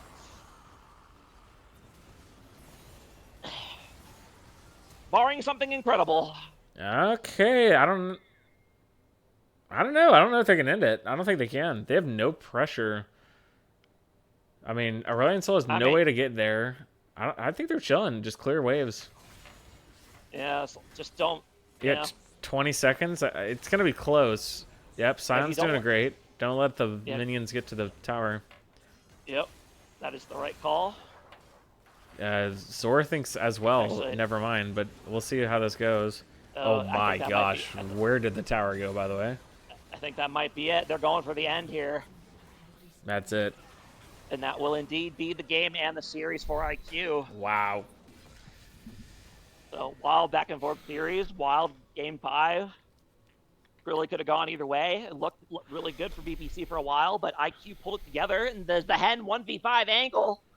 I mean, if you look at the damage chart, it was literally the hen show with supporting actors from the rest of IQ. So yeah, it was almost a reverse sweep, but then they forgot that Zehen had been up the entire series and re-locked it and got 60k damage. Casual. There you go. Now, granted, a lot of that was on the Scion, so it's a little bit inflated. But even then, like look at it compared to everybody else on his team. Like, it's just ridiculous. It was the Zehen show, Zehen and friends. It is just ridiculous. That is wild. Dang, but what a heck of a series, though. Oh, yeah. Both teams fought till the end. It looked like a snoozer to start out, but you know, BBC fought back and almost managed to win it, but couldn't quite cross the finish line. That's tough. But... Yep. But, you know, you like to be in those positions to where, it's always disappointing to get out, but at least the most disappointing way is you just literally put up no fight and there's, like, no chance of you actually doing it, but... When it gets down to game 5 in a game like this, it's like you look back, it's like, okay, we had a chance to win this, you know? Oh, definitely. I mean, they were last season champs for a reason, right? Like they're a good team, but IQ is also a really good team. So yeah, they shouldn't hang their heads or anything like that. You know, it's just somebody had to win, somebody had to lose. That's just how it is. And the reigning champions are gone, so that means the stage is open for a new champion to arise. So we'll see. IQ moves on, and now me and Mr. Slamurai face off on Sunday night at 6:30 p.m. Central in a best-of-5 for the other semifinals. So that will be a fun one. Yep, looking forward to it. Hopefully, this will be the this here will be the what we just said will be the last game I get to cast. But maybe you'll get to cast the finals. We'll see. Either way, it's gonna be a banger. Whichever one of us loses on Sunday, we'll cast the finals. Yeah, it's gonna be a good series. I could be another 5-game series. We'll have to see how this goes on Sunday, but looking forward to it. Absolutely. All right. Well, thank you for sticking it out for this Absolutely. 5-hour-long cat. My goodness. No, I figured it was gonna be a banger. That's why I wanted it. I was like, dude, this is gonna be a great series. I mean, that is definitely the longest probably series I've seen since joining Beer League. There's only been like a couple other 5-game series, but they weren't this long. Yeah, they're few and far between. But now that semifinals is best of 5, you'll probably see them more often. Well, I don't know. We'll see if they want to keep doing it after this season. Dude, it's so much better though. It's so like, can you imagine that series just being? It would have been a 2-0. Exactly right. But now we get this instant classic banger out of it because it was best of 5. That's true. That's a good point. So, all right. Well, thank you for letting me join here for the final game. I'm glad I didn't do the whole thing. That was amazing. But yeah, I guess we'll see you boys on Sunday. Sounds good. Peace out. See ya. Peace. I have asked Ricky if he wants to do an interview. I have not gotten a response. I'm getting dono walled.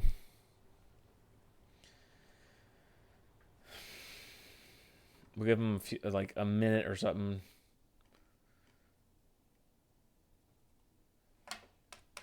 Let's see if my bracket's still perfect, by the way. I had a perfect bracket in. I can't even remember what I put here. It's not perfect anymore. I put IQ 3-1. I had everything else perfect before then. Maybe these are switched. Maybe this is going to be a 3-1, and this was supposed to be a 3-2. Honestly, I thought IQ was going to win quicker. But BBC figured out the draft. And that made a massive difference. But here's your bracket. I mean, this is pretty accurate already. So IQ, it was BBC. IQ is in this game. 2 versus War has not happened yet. That's the one that's happening Sunday. But everything else is exactly how it played out. So there is your bracket. We're waiting for 2 versus War. Once that's done, they'll go to the finals, and we'll have the winner of that versus IQ Dead Zone. And I think that's going to be it. I guess no interview. I mean, there's other IQ people in here, but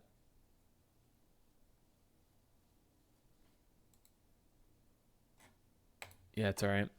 All right, well, GG's. GG's. It's been a fabulous series. Hope you guys enjoyed the stream and the content that came along with the stream. If anyone wants to cast Sunday, it's there. Put this caster emote on it, and you've got it. That's how you claim. But 6:30 CST. I'll be on the Rift then, and the guy that you just heard, Samurai Jack, will be on the Rift. And thanks to Jinjo for casting pretty much the entire series as well. And yeah, have a good rest of the night. Apologies for the technical difficulties if you are just coming in here and you played in the series. There is going to be a part 1 and a part 2. The first part is game 1 and 2. The second part is 3, 4, 5. And that's it. Just pull them out. I don't have the powers. I ain't got the powers. I need to be a mod. Wait, can I give him a roll? No. I can just see his rolls.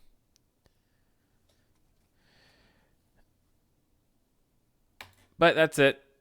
GG's, and have a good night. Peace.